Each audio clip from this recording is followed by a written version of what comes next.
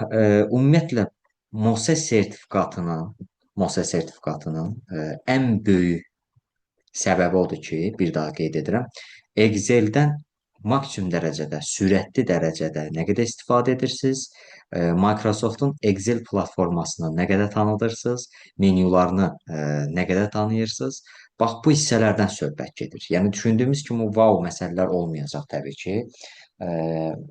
Və MOSE-yə qoşulan şəxslər üçün professional Excel dərslərində hazır dərs olaraq belə deyək, hədiyyə verəcəm. Amma nədir? Biz burada hər hansı bir sual əzbərləmirik. Biz sualların gedişatını öyrənirik, məntiqini öyrənir və məhz bununla bağlı başqa bir fayl üzərində də işləyəcəyik təbii ki, bu funksiyaların biz məğzini bilməliyik, daha əlavələrini. Yəni sanki sizə verdiyim professional Excel-in bir 50%-ni burada tamamlamış olursunuz. Qalan 50%-na da artıq hazır dərslər şəklində baxacaqsınız.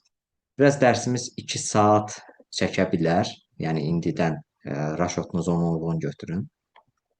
Dediyim kimi səsləri bağlayın və ümidvaram ki, səsdə, görüntüdə də heç bir problem yoxdur.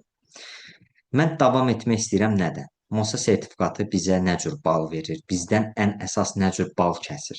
Bax, məsələ odur. MOSE sertifikatını bu şəkildə yaratmışam, düzdür. Bunu Excel üzərinə yaratmışam. Lakin Campus adlanılan bir proqram və ya da ona bənzər proqramlar var ki, imtahan mərkəzlərində və ya da evdən onlayn imtahan verdiyiniz təqdirdə, bunların hamısı barədə ətraflı məlumat verəcəm, sonra keçirik dərsə. Bu təqdirdə artıq siz aşağıda görürsünüz ki, belə bir task yaranır, belə bir sual. Yəni imtahanda yuxarıda Excel olur, böyük bir plazma olur, enli bir ekran olur. Aşağıda da ikinci bir proqram olur. Yəni siz proqram üzərindən nəyisə copy-paste Excel-ə də edə bilirsiniz. Yəni burada ola bilər ki, biz qəriz edək, daha doğrusu biraz vaxt aparsın, bir 5 saniyə əlavə olsun, amma imtahanda elə bir şey olmayacaq. O daha rahatdır. İmtahanda restart project, save project, create project ola da bilər, olmaya da bilər. Onun yerinə submit ola bilər, keç. Sadəcə olaraq imtahan mərkəzlərində əyləşən zaman mütləq və mütləq onlayn prosesindən bax söhbət etmirəm, amma imtahan mərkəzlərində əyləşən zaman mütləq və mütləq mausa və klaviaturaya diqqət edin. Əgər onlardan hər hansı biri zəif işləyirsə və ya da maus üzərinə 2 dəfə klik edirsiniz ki, bir dənə xanaya daxil olsun, orada bilin ki, artıq maus yəni normal olaraq yaxşı işləmir və bunu dəyişdirmək tələbi sizdəndir. Yəni bu sizin doğal haqqınızdır. Və imtahan prosesində sualınız olsa, əlinizi qaldırırsınız kameraya, yaxınlaşırlar sizə. Zaten imtahan başlayanda sizə gedişatı izah edir oradakı xanımlar ki, məsələn, task 1-i bitirdin, 2-yə belə keç, 3-ü axırda save project. İndi mən də bunları izah edəcəm. 5 dənə grade olur. Deyilənə görə imtahan 25-35 sual arası olur, amma bu deyilənə görə olur. Yəni 99% hallarda belə bir şey olmur. Ancaq və ancaq 25 sual düşür. Maksimum 26 sual düşür. Və bizimlə öyrəndiyiniz hissələrin 98%-i düşəcək. Yəni ən pis halda 95% ki, yəni siz 25 sualdan artıq 21-22-sini bilmiş olacaqsınız. Lakin bu sualları tək əzbərliyim də, bilim də yox, bunların doğrudan məntiqini, hansı ki sual üzərində işləyirik, hansı funksiya üzərində işləyirik, bunların məntiqini öyrənmiş olacaqsınız. Dediyim kimi, professional Excel-in də 50%-ni tamamlamaq olar 2 dərsə. Niyə də olmasın? Sadəcə olaraq bir balaca disiplinli olmalıyıq.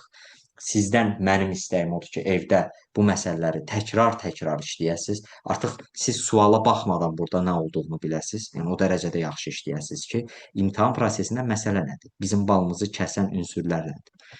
Bax, yoldaşlar, bir şey bilin ki, imtahanda tutalım ki, sizin data menyusunda text to columns axtardığınız hissəni gəlib imtahanda. Bax, buralara vura-vura axtarsanız, bu sizdən hər dəfə 2 balınızı kəsəcək. Bəlkə də 4 bal. İndi minimum 2 deyilir də. Aydındır. O artıq belə deyək, kompüter arxası sistem, proqramlaşdırma anlayır ki, siz menyunun yerini bilmirsiniz və yaxud da əzbərləmisiniz və yaxud da hər hansı bir manevr etmək istəyirsinizsə, yəni bu qeyri-legal deyirlər də buna, illegal. Aydındır. Ona görə də yaxşı işləmək lazımdır ki, menyularımızın da yerini yaxşı bilək, çalışmaq lazımdır ki, tələsməyək, hər suala 2 dəqiqə vaxt ayrılır. İmtahan ümumilikdə 50 dəqiqə çəkir. Yəni bir sualı 2 dəqiqənin tamamında da yazsan, əvvəlində də yazsan eyni balı verə bilər. Lakin yazılış üslubu fərqli olmalıdır. Aydındır. Adam var gəlir bütün bax buranı seçir. Tutalım ki, bütün şiti üzü aşağı seçə-seçə gedir. Təbii ki, onun balı az çıxacaq. Adam da var gəlir bir dənə bura vurur və salam, bütün şit seçilir. Excel artıq anlayır ki, sən ondan sürətli şəkildə istifadə edirsən. Burada belə deyək, Excel-i yenə deyirəm, nə qədər bilirsən yox, nə qədər güclü tətbiq edirsəndən söhbət gedir. Çünki təlimçi yoldaşların var ki, gedib imtahandan kəsiliblər.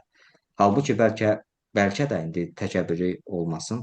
Yəni bəlkə məndən yaxşı bilirlər. Amma yəni çox gözəl bildiklərimi bilirəm. Sadəcə imtahanda düzgün tətbiq etməyiblər. Öz metodları ilə gediblər və sonda balası çıxıb kəsiliblər. Aydındır? Çünki orada bəzi hissələr var ki, okey, deyə bilərsən, mən nə var bunu bilirəm, qurdalayıb tapacağam. Sən qurdalayana kimi 20 balın belə kəsilir. Və yaxud da sən orada hər hansı bir qısa yoldan istifadə etməlisən. Məsələn, mousla üz aşağı düşmək yerinə Ctrl Shift aşağı ilə hamısını seçə bilərsən. Aydındır? Bax, bu kimi hissələrdə diqqətli olmaq lazımdır. Yenə deyirəm, hər suala 2 dəqiqə vaxt ayrılır. İmtahan ümumilikdə 50 dəqiqə çəkir. Yəni ona görə də 25 sual düşür. Yəni narahat olmayın. Və minimumda 22 sual, yəni sizə tanış olacaq. Ən pis halda 21 yəni. Ola bilər 25-i də sizə buradan düşsün. 2 dənə task işləyəcəyik. Ümumiyyətlə təlimimiz ərzində AB taskları və bu tasklar qarışıq düşəcək sizə. Ola bilər ki, təkcə A variantı düşsün və hal-hazırda A variantı da yox. Ola bilər təkcə B variantı düşsün. Rəqəmlər dəyişə bilərmi? Dəyişə bilər, normaldır. Biz zaten burada nəyisə əzbərləmirik, məntiqini öyrənirik, amma 90% hallarda rəqəmlər də, datalar da eyni qalır. Xəbəriniz olsun. Yəni işiniz çətin deyil. Sadəcə 2 dərs dişinizi sıxmalısınız da, yəni. Evdə də 2 dərs, burada da 2 dərs. Yaxşı. Rekordlara da baxa bilərsiniz, amma tənbəllikdən bunu edirsinizsə, yəni siz digərlərindən daha az bal yığacaqsınız. Real dərsdə olmaq daha yaxşıdır. İmtahan prosesində hər qreyddə, hər proyektdə belə deyək, 5 dənə sual olur, 5 dənə task olur və taskları həll edib, məsələn, bu taskı həll etdiniz, bitirdiniz. Bitirdiyiniz zaman mark completed mütləq vurmalısınız. Mütləq ki, yəni təsdiqləyirəm, sualım bitib. Sonra next task və yaxud da task 2 və ya hansı taska keçmək istəyirsən o task. Məsələn, bu 5-liyi bitirdin, task 5-ə kimi gəldin. Sonda save project, create project vuracaqsınız. Ola bilər imtahanda bu çıxmasın. İndi orada yenə də xanım izah edir. Orada daha rahatdır. Aydındır? Submit vurasınız. Fərq etmir. Axır nəyisə save edəcəksiniz. Save project, create project. Orada xanım əyləşəndə sizə izah edəcək. Və sizə izah etməyini belə tələb etməlisiniz. Bu sizin haqqınızdır. Ola bilər imtahanda proses dəyişilib. Nə grade var, nə submit var. Başqa bir işarə var ki, ona vurmalısan ki, ilk 5-lik təsdiqlənsin. Aydındır? Təsdiqlənən zaman indi mən Excel-də düzəltmişəm. Belə formada yox, əməlli başlı sistem formasında göstərir ki, task 5-ini də işləmisən. Doğru ya yanlış onu göstərmir bu arada. 5-ini də işləmisən. Növbəti submit edib keçə bilərsən, məsələn, Project B-yə. Burada da növbəti 5-lik gəlir. Hər dəfə mark complete, hər sualdan sonra mark complete, next task, mark complete, next task. Axırda da, yəni ikinci 5-lik bitəndə save project, create project, sonra təzədən keçirsən 3-cü 5-liyə. Aydındır? Və imtahan ərzində nələrə diqqət yetirməlisiniz? Çalışın ki, mənasız qısa yollardan istifadə etməyin. Bu nə deməkdir? Məsələn, mən əlimlə gedib conditional format ilə rahat daxil olacağım təqdirdə gəlib alt düyməsini vurub, görürsüz alt düyməsi, alt, H, L, D. Bir də M. Görürsüz sizin nə qədər vaxtınız getdi. Bu şeylərə ciddi şəkildə bal kəsintisi edir. Yəni özünüzdən bir 5 dənəlik qısa yol falan, yəni bunları oturub hazırlamayın. Yəni buna ehtiyac yoxdur ümumiyyətlə. Bilmək istəyirsinizsə. Yaxşı. Bu şeylərə heç ehtiyacınız yoxdur. Mən bu şeyləri sizə artıqlamasını izah edəcəm ki, hansı qısa yol bizə belə deyək, bal qazandırar, hansı qısa yol bizim balımızı kəsə bilər. Hamısını izah edəcəm. İmtahan prosesinə çatmışıq, izah edirəm. Bir dənə bax bu hissə qalıb, buranı da izah edim. Keçək əsas hissələrimizə. Bax, burada məsələn deyir on the customers worksheet. Yəni ingilis dilinə bu arada aşırı şəkildə ehtiyac yoxdur. Ümumiyyətlə ingilis dilinə ehtiyac yoxdur. Yəni Excel-i işləyə-işləyə görəcəkdir. Bax, bu kolondur, sütundur, düzdür? Bu da sətrimizdir. Rowdur. Bu da cell-dır, xanadır. Yəni biz burada hardasa cell görsək, biləcəyik xanadan bəhs edir. Amma yenə deyirəm, 99% hallarda sizin buradakı ingilis dilinə qətiyyən ehtiyacınız olmayacaq. Qətiyyən. Narahat olmayın. Çünki hər sual o qədər işləyəcəksiniz ki, həm yaddaşa düşəcək, həm də onun məntiqini biləcəksiniz. Həm də mən özüm də burada tərcümə edəcəm. İndi bəlkə aranızda kimlərsə qəşəng ingiliscə bilir. Mən wow bilmirəm, yalan danışmayım, amma yəni suluğumu sudan çıxardıram. Okay. On the customers worksheet. Bax, imtahanda bizi çaşdırası cəhət budur. Baxıram ki, boş səhifədir. Bu da deyir on the customers worksheet. Axı fikrim imtahandadır. İmtahan bir o hov var da həyəcan. Fikrim burdadır. Amma diqqətli olmalısınız. Bu deyir customers worksheetində. Yəni gəl bur.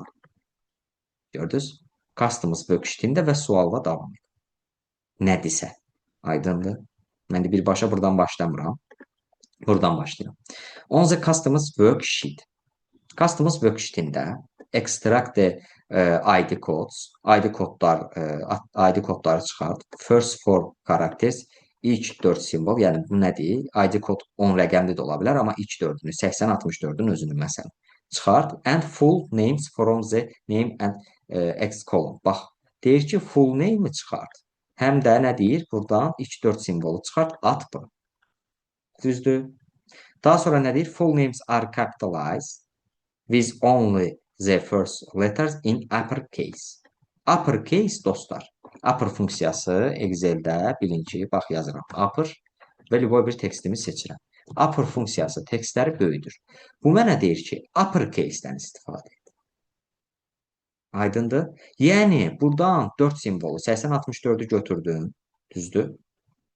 Və buradan da diqqətli olun, nə deyir bizə? Full names. Buradan da gəldin deyir, götürdün Salazarı. Bax, Amal Salazar demir ha, axırda da nümunə verir sənə. 80-64 def Salazar. Götürdün, amma Salazar böyüklə olsun. İndi gəlib upper istifadə edəcəm? Yox, rahat yolu var. The format of the full name is as follows. Bax, deyir ki, bunu izlə də, yəni bu testi. 80-64 Salazar. Bu cür olmalıdır. Dostlar, bunun üçün öyrənəcəyimiz hissənin adı flash field. Yenə deyirəm, nə isə əzbərləmir. Çalışırıq ki, öyrənək. Yaxşı. Flash fill nə əməliyyatıdır? Avtomatik doldurmaq əməliyyatıdır. Yəni sürətli, orada ildırım işarəsi falan var da, yəni işıqla doldurmaq deyirlər bizimkilər bəzən, amma elə bir şey deyil. Yəni sürətli şəkildə doldurmaqdan söhbət gedir. Nəsə sürətli doldurursan. Aydındır?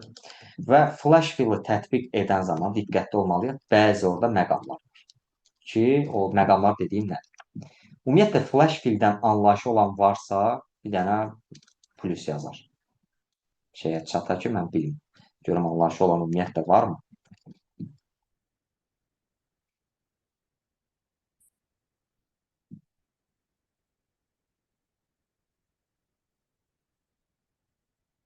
Yazdılar çata.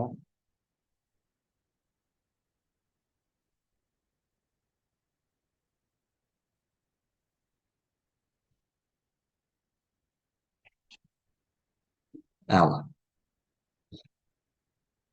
Okey, pluslar yazıldı. Nə qədər əla. Demək ki, tamam. Bir də yaxşı sual verdiniz. Office proqramları minimum 2019, 21, 24 və ya da Microsoft, bax bu gördüyünüz 365 versiyası olsa əla olar. İmtahanlı olsa 365 versiyası, amma 21, 24 də sizə bəs edər, 19 da bəs edər. 16 da yola verər, amma 2010 yox, o çox görmədi. Aydındır? Hə, indi məsələ nədir? Flash fill nədir? Flash fill avtomatik doldurmaqdır. Məsələn, bunun üçün gəlib yaza bilərəm ki, əli, enter və qısa yol kimi Ctrl-Y. Ctrl-Y. Yaxşı? Ctrl-Y. Avtomatik neynədir? Buradan bütün adları götürdü, doldurdu. Və yaxud da əli yazdım. Düzdür? Burada işarə var, fill bölümü var. Görüm rekord gedir. Okey. Rekord gedir. Paneli ataq bura. Bax, burada belə bir hissə var. Gəldim, vurdum bura. Deyirəm flash fill. Hamısını doldurdu. Və yaxud da əziyyət çəkmədən xananın içərisinə daxil olub, əlini buradan Ctrl-C ilə kopya edib, atarsan bura Ctrl-V və Ctrl-Y. Qısaca, bitdi, getdi. Aydındır. Vəssalam. Yəni, bu qədərdir məsələ. Flash fill nə edir? Çıxardır. Məsələn, burada yazıram 31, Ctrl, dayan, bunları mən generalda saxlayayım, 31, Ctrl-Y. Görsünüz, hamısını çıxartdı, günləri çıxartdı. 31, 01, 2, 3 görürsünüz, günləri çıxart. Yəni flash film məqsədi, düzdür, bunu tarixlərdə çıxartmaq uyğun deyil, yaxşı deyil. Çünki mən indi izah edəcəm niyə. Flash fill mətnlər üçün daha uyğundur. Çünki bu mətn funksiyalarına birgə öyrənilən, paralel öyrənilən bir hissədir. Mütləq şəkildə xahiş edirəm ki, bu hissəyə diqqətlə qulaq asın. Gördünüz flash fill nə etdi? İndi gəlirəm suala. Biləndən sonra nə var ki eləmək? Nümunəni də verib axırda. İmtahanda da elə nümunə verəcəksiniz. Hə, bütün suallarda yox ha. Yəni bu tipli suallar. 80-64 defis. Bax, yandırırsan caps lock-u. Bunu düz deyin, indi bilirsiniz. Yəni deyəcəksiniz ki, bu da bunu eləyə bilmirəmsə da. Salazar yazdın, caps lock-u da dərhal bağla. Onda yaxşı bal verir. Yaxşı. Əskərova Zeyn, eləməyin də bunu. Bu flamaster zad atırsınız. Bunu eləməyin. Silirəm. Amma eləməyin belə şey. Yoldaşlara mane olursunuz. Nə qədər yaşarlar atıdır. Maşallah. Hə. Yaxşı, dostlar. Yazdın Salazarı. İndi caps lock-u bağla. Ki, yəni böyük işarə ilə işim bitdi. Enter, Ctrl Y. Vəssalam. Bax, bu qədər sadə. Mark completed, təsdiqləndi. Next task. Keçdin task 2. Bir də baxaq buna. Tələsməyək. Bir də başdan eləyirəm. Bax. Gəldim, dayandım burada. 80-64. Defis. Caps lock yandı. Salazar. Caps lock söndü. Enter. Ctrl Y. Bitdi, getdi. Taskımız bu qədər. Heç 10 saniyə çəkmədi. Mark completed. Next task. Keçdim task 2. Aydındır. Flash fill yəni bundan ibarətdir. Yəni. Flash fill-də belə wow deyiləsi bir hissə yoxdur. Mətn funksiyalarla birgə işlənilir. İmtahanda da mətn funksiyaları düşmür sizə. Narahat olmayın. Tarix funksiyalarına bircə today düşsə. Onu da indi izah eləyəcəm. Sənan Abdullayev bir saniyə sualına cavab verirəm. Qoy bir dənə today hissəsini izah edeyim. Okay, flash fill-i bildiniz. Düzdür.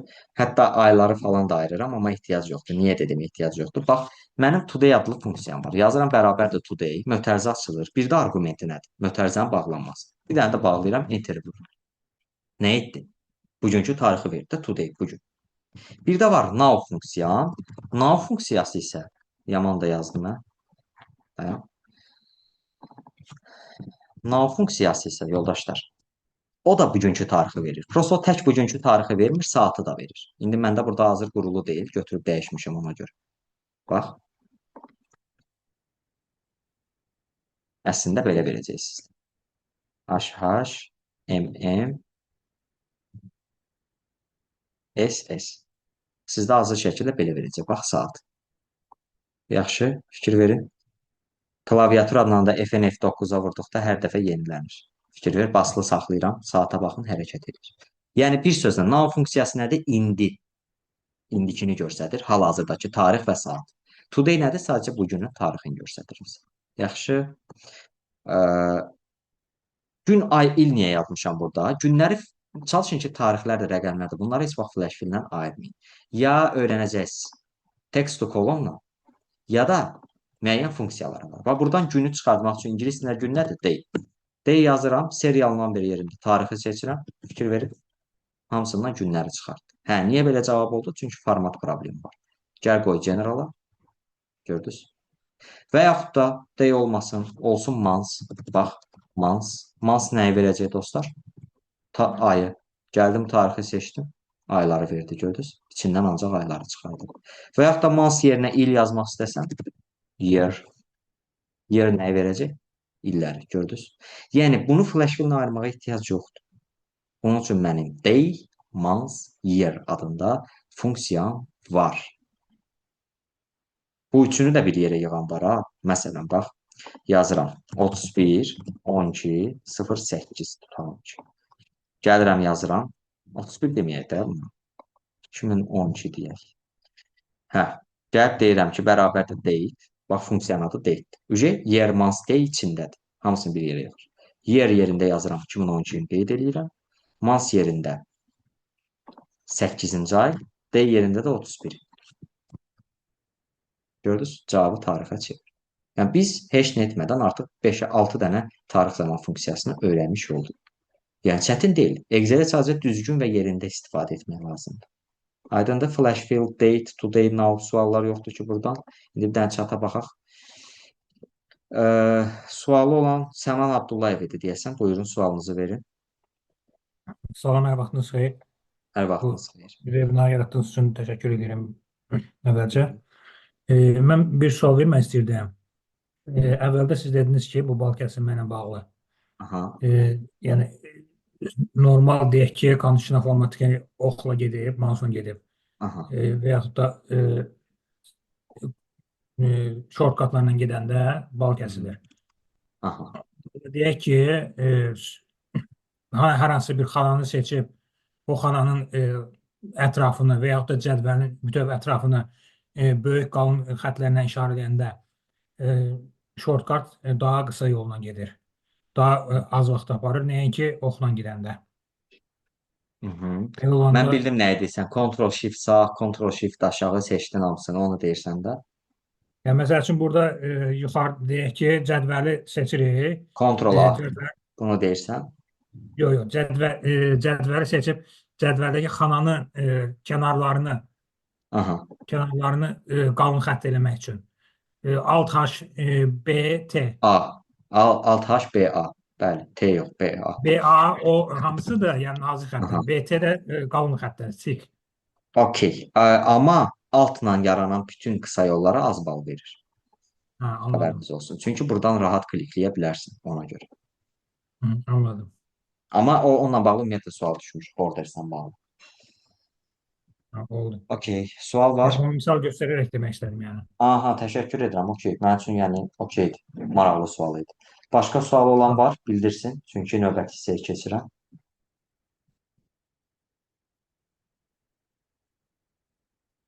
Yoxdur ki. Okey, tamam. Yoxdur. O zaman bizdə Aygün Allahverdiyeva. Çıxa bilərsən, deyəsən bildirmişdin. Çıxa bilərsən, rekord olunur. Narahat olma. Okey. Dostlar, Aygün xan başqa sualınız yoxdur ki? Yoxdur. Ümidvaram. Keçək növbəti hissəyə. Next task. Next task-dan qabaq nə edirdik dostlar? Mark completed. Next task. İndi ikinci sual gəlir. Düzdür, bundan data analitiklər istifadə edir. Mən bunu uzun-uzadı izahını verməyəcəm. Data analitiklər niyə istifadə edir? Müəyyən ssenariolar qurmaq üçün, daha tez hədəfə çatmaq üçün, hədəfi sıfırda saxlamamaq üçün mütləq şəkildə istifadə edirlər. Budur ki, on the pricing worksheet-ində Goalseek-dən istifadə edərək, bax görsən D4 xanası 0%-dir. Bu mənasız görünür də doğrudan. Deyir profiti, bax profiti. Yenə deyirəm, görürsüz heç mən burada ingilis dili olan hissələri oxumuram, maraqsızdır mənim üçün. Profiti $500 et F4-də. F4 nədir? Bax burada F4 xanası. Deyir buradakını $500 et və D4-dəki də dəyişsin. Dostlar, indi mən belə klikləyirəm, imtahanda belə şeylər eləməyin ki, balınız çıxacaq. Nə edirsiniz? Gəlirsiniz dayanırsınız F4-ün üzərində. Gəlirsiniz data menüsü. Burada Votive Analysis, Goal Seek, hədəfə tez çatmaq üçün. F4, görürsünüz, seçmişsiniz zaten, seçilidir. Sonra to value, dəyər deyir necə olsun? $500. Da orada $500 yazmayın, onsuz da yaza da bilməyəcəksiniz. Bax, dolları vururam. Yaza bilirsiniz, prosta orada yəni qeyd olunmayacaq. Yaxşı. $500. To value. Sonra aşağıda da hansı xana qaldı dostlar? Heç Excel bilməyə ehtiyac yoxdur. F4-ü yazdım, 500 yazdım, nə qaldı? D4 qaldı. Hardan asılı olsun? D4. Aydındır? Buy change sell. Hara dəyişsin? Okey. Okey vurursam dəyişdimi? $500. Markup nə oldu? Buradakı 0, 1%. Okey vurdum, bitdi məsələ. Bir də izah edirəm, sürətinə baxın. Gəldim, dayandım burada. Data menüsündən gəldik. Votive Analysis, Goalseek, F4, aşağıda 500, bir dənə də aşağıda nə? D4. Okey, okey. Vəssalam. Mark completed, next task. Çətindir. Bu da heç sizin 10-20 saniyənizi almadı. Yəni mən demirəm imtahanda tələsin. Prosta yəni çox da gecikdirməyin də. Özünüzə də vaxt qalsın, sonra suallarınıza da baxmaq istəyirsiniz və s. Ona görə. Yəni, elə sual var, bəlkə çox yeni düşüb. Bilmirsiniz. Biz onun üstündə işləyin, amma tövsiyəm odur ki, məsələn, 21 dənə sualdan arxayınsan tutalım ki, qalanların üzərində çox qalın. Çünki çox qurdalanarsan balın düşər. Yəni nə bilirsən yaz. Səndən olsa sabah bir gün balın qiyməti soruşulmur. Okey. Bu taskın mənası oldu ki, bax, görün nə deyir bizə. Bir də izah edirəm. Pricing. Yaxşı. Deyir ki, bax buradakı profit var ha. Buradakı profit 491,04 və bu da 0%. Bir növ deyir buradakı faizlər bax bu qiymətlərdən asılıdır. Fikir verirsiniz. Faizləri yüksək olan qiyməti biraz yüksək olur. Aydındır? Yəni ümumiyyətlə bir database-dir də, yəni istənilən bir database olsun. Satış analizi var, sales analiz. Bu yenədən data analitiklərin istifadə etdiyi hissədir. Və bu deyir ki, sənin profitin 491,04-dür. Sən profiti 500-ə qaldır ki, buradakı markup 0 qalmasın.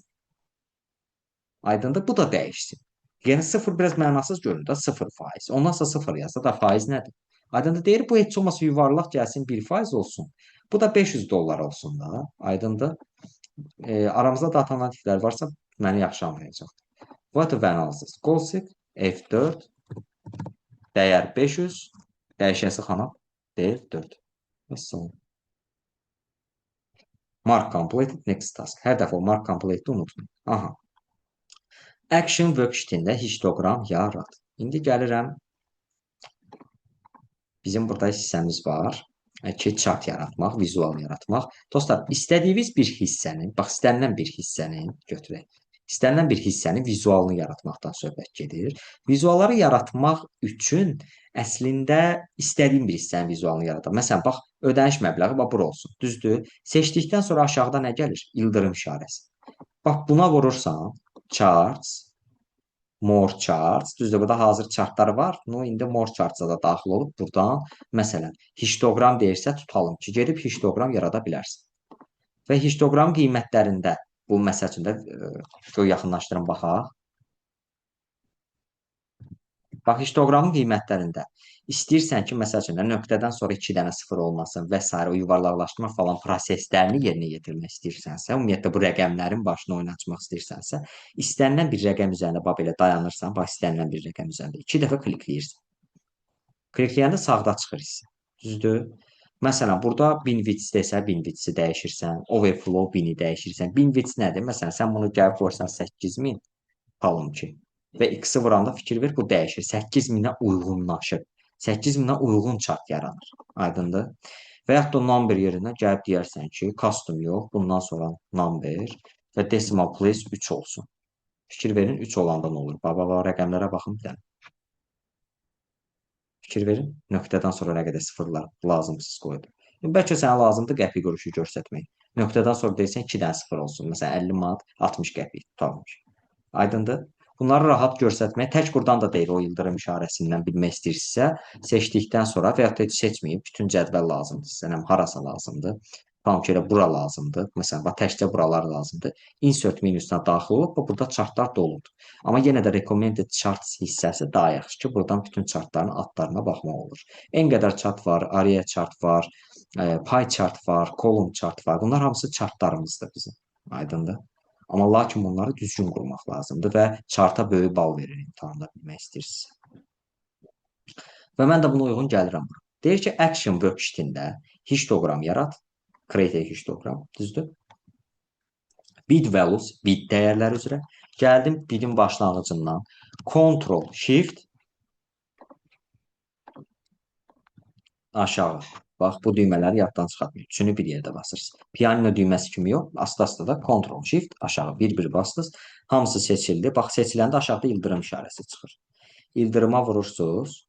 Charts, more charts. Yəni imtahanda bu yolla getsəz yaxşı bal yığacaqsınız. Insert-dən də getsəz pis deyil, amma bu yol daha yaxşı yoldur. Bir də deyim, Ctrl Shift aşağı, ildırım işarəsi, charts, more charts. Buradan all charts-dan gəlirsən histograma, OK vurursan. Histogramı yarandı, lap gözəl. Qoy biraz enlədim, görəsiz də rahat. Bax, histogram yarandı, lap gözəl. İndi bizdən nə istəyir dostlar? Aha, fikir versiniz, rəqəm verib bizə, rəqəm verib. Və bid values, Binwidth deyir, overflow 1000 deyir. Bir növ rəqəm verib. Rəqəmlərin başını oynatmaq söhbətdə. Dediyim kimi, rəqəmlər üzərində dəyişilir. 2 dəfə rəqəm üzərində vurursan, sağda hissələr çıxır. İndi bizə nə deyir? Binwidth-i qoy? 1000 qoy. Gəldim Binwidth-i seçdim. Qoyuram 1000. Düzdür? Sonra nə gəlir? Overflow 1000. Overflow 1000-i də seçirəm. Nə qoyuram? 2500. Sonra nə deyir? Bitirib mi tapşırıq? Yox. Deyir ki, number sizə zəhmət olmasa 0 decimal place qoyun. Dostlar, 0 decimal place bilirsiniz nədir? Bax, bu rəqəm istənilən bir rəqəm olsun bu, gözlə. Bax, yazıram 20.04. Decimal place budur. Bunu buradan da eləyə bilərsiniz. Yuvarlaqlaşdırmaqda bax. Sıfırların sayını artır ya da bunu yuvarlaqlaşdır, 20-də saxla. Məsələn, 20-də eləməyək, qoy. Gözləyin. Bunu eləyək 20.94. Düzdür? Bax, indi bunu yuvarlaqlaşdırsam cavab nə olacaq? Sıfırlar belə eləsəm 21. Düzdür də 20 manat 94 qəpik 21 manatda baş düşdü. Və yaxud da bunu hardan edə bilərəm? Numberdən. Bax, numberdən edə bilərəm. Daxil olaq. Bax, numberdəyim, düzdür? Decimal place. Bu o deməkdir. Bax, sıfırları azalt ya da sıfırları çoxalt. Bax, nümunəyə baxın bura. Sample. Fikir verin. Nöqtədən sonra nə qədər istəyirsən sıfır əlavə et. İndi bizdən də onu istəyirik histogramda. Bax, gəldim numberə. Custom edirəm number. İndi decimal place nə deyir qoy? 0 qoy. Niyə? Çünki baxın bir dənə. Nöqtədən sonra 2 dənə 0 gəlir. Bu deyir ki, bu 2 dənə 0 olmasın da. Decimal place-i nə edirsən? 0 qoyursan və buradan x vurursan. Bitdi, getdi, gördünüz? Birbaşa 630 day sıfırlar, 1630 sıfırlar yoxdur. Hamısı tam ədəd. Mark completed, next task. Keep all other default setting. Qalan settingsə ayarlar yerində qalsın. Telefondakı kimi. Bir də deyirəm, indi sürətinə baxaq bunun. Ctrl-Shift aşağı, düzdür? Aşağıda ildırım işarəsi. Yaddan çıxsa imtahanda, ola bilər, canlı sağ olsun. Yaddan çıxsa nə edəcəksiniz? Insert-dən birbaşa histogram da yarada bilərsiniz. Bax, histogram vura bilərsiniz. Bu da daha tezdir. Bu da yüksək bal verir. Prosta biz onu dəqiq bilmirik. Hansısa daha yüksək bal verir. Daha yüksək bal verən bax budur. Üzü aşağı bayaq dediyim ildırım işarəsi. Amma insert-də yüksək bal verir. Onu da yoxlaya bilərsiniz. Yəni heç bir halda itirmirsiniz. Yəni, əsas o. Aydındır? Nəsə. Ctrl-Shift aşağı, ildırım, charts, more charts, all charts, histogram, okey. Yarandı, əla. 2 dəfə kliklədim. Binwidth, hətta insert-dən eləyin imtahanını. O da yaxşıdır. O daha sürətlidir. Gedin insert-dən eləyin. Heç nə olmaz. Insert eyni balı verir. Baş düşdü. Demək ki, 5 bal aralarında fərq olar. Histogram yaratdın. 2 dəfə kliklə üzərində. Binwidth-i qoy. Dediyi kimi 1000 və diqqətli ol da oxu. Səndə indi imtahanda 1000 olmaya bilər. 1500 olar. Da əzbərləmədi, onu demək istəyirəm. 2500. Number-də gəldin. Number qoyursunuz dostlar və decimal place-i 0 qoyursunuz. X-i da vurursunuz, bitdi məsələ. Mark completed, next task. Qoy bu da olsun maksimum 40 saniyə, 45 saniyə. Çətindir, yox. Hə, başlayır pivot table məsələsi. Qayıdıram pivota. Yəni, yenə deyirəm, hər şeyi öyrənirik. Heç nəyi əzbərləmirik. Məntiqini anlayırıq. Pivot table, özdə nələri işləmişəm, qoy bunları sarılayım. Chart. Sarıladım. Okey. İndi pivot table, bunu da sarılayım. Məsələ nədir? Pivot cədvəl yaratmaqdan söhbət gedir. Dostlar, istənilən bir səhifədə avtomatik yeni bir sheet açıb, yəni bu Excel-in vərəqlərində sheet açıb öz-özünə pivotun əlavə etməyini istəyirsinizsə, istənilən bir yerdə dayanırsınız. Insert, pivot table-a vurursunuz və bir də OK vurursunuz. Bu pivotu yaratdı.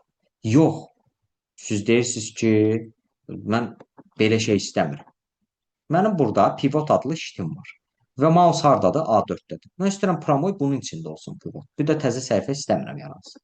Təzə vərəq belə deyək də, yeni vərəq. Nə edirsiniz? İstənilən bir yerdə yenə dayandınız. Insert, pivot table. Bu dəfə new worksheet yox, exit worksheet-i seçirsiniz. Location hissəsində, bax burada görürsünüz, yanıb sönür kursor. Gəlirsiniz pivota və A4 xanasının üzərinə klikləyirsiniz. OK vurursunuz. Gəldi pivot bura. Vəssalam. Pivot yarandı. Dostlar, pivot nədir? Pivot sizin, məsələn, 90 dənə, 190 dənə, 360 dənə, sum if-si bizi, average if-si, ümumiyyətlə də yəni bir çox funksiyanın statistik funksiyaları, aqreqat funksiyalarının bir yerdə işlənilməsidir. və Lore dildə tərcümədə deyirlər fırlanan cədvəl, amma əslində elə deyil də, yəni hesablayıcı cədvəldən söhbət gedir. Bax görürsüz, milyon aparatına oxşuyur. Aydındır? Əslində bu aparat deyil, aşağıda 4 dənə hissə, bax bu 4 dənə hissədən bəhs edir. Filtr bölmüdür, columnsdur, rowsdur, valuesdur. Yəni buradakı məlumatları filtrləyirsən, filtr atırsan, yoxsa sütunlar boyu yığırsan, sətirlər boyu yığırsan və ya da dəyərləri atırsan. Məsələn, bax burada deyə bilərsən ki, mənim məhsulum rows, məhsulum üzrə nə götürək? Qiymət. Cəmi məbləğ olsun. Məhsulun üzrə cəmi məbləğ. Bax, məbləği də gəlib rows atsaz, belə alt-alta bir şey düzüləcək. Bunu eləməyin. Yadınızda saxlayın. Hesablanası hissələr, yəni rəqəmlər. Rəqəmlər 99% hallarda atılır values. Çünki dəyərdir bunlar. Avtomatik nə yazdı? Sum of cəmi məbləğ. Yəni telefonlar üzrə bütün məbləğləri tapır.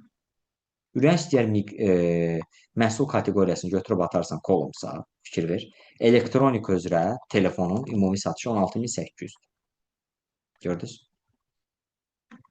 İstəsən regionları da götürüb belə atarsan filtra və filtrda nə edərsən? Filtrləyərsən. Deyərsən ki, mənə təkcə bu regionlardan, axı ümumi tapır avtomatik olanda. Təkcə Bakı lazımdır.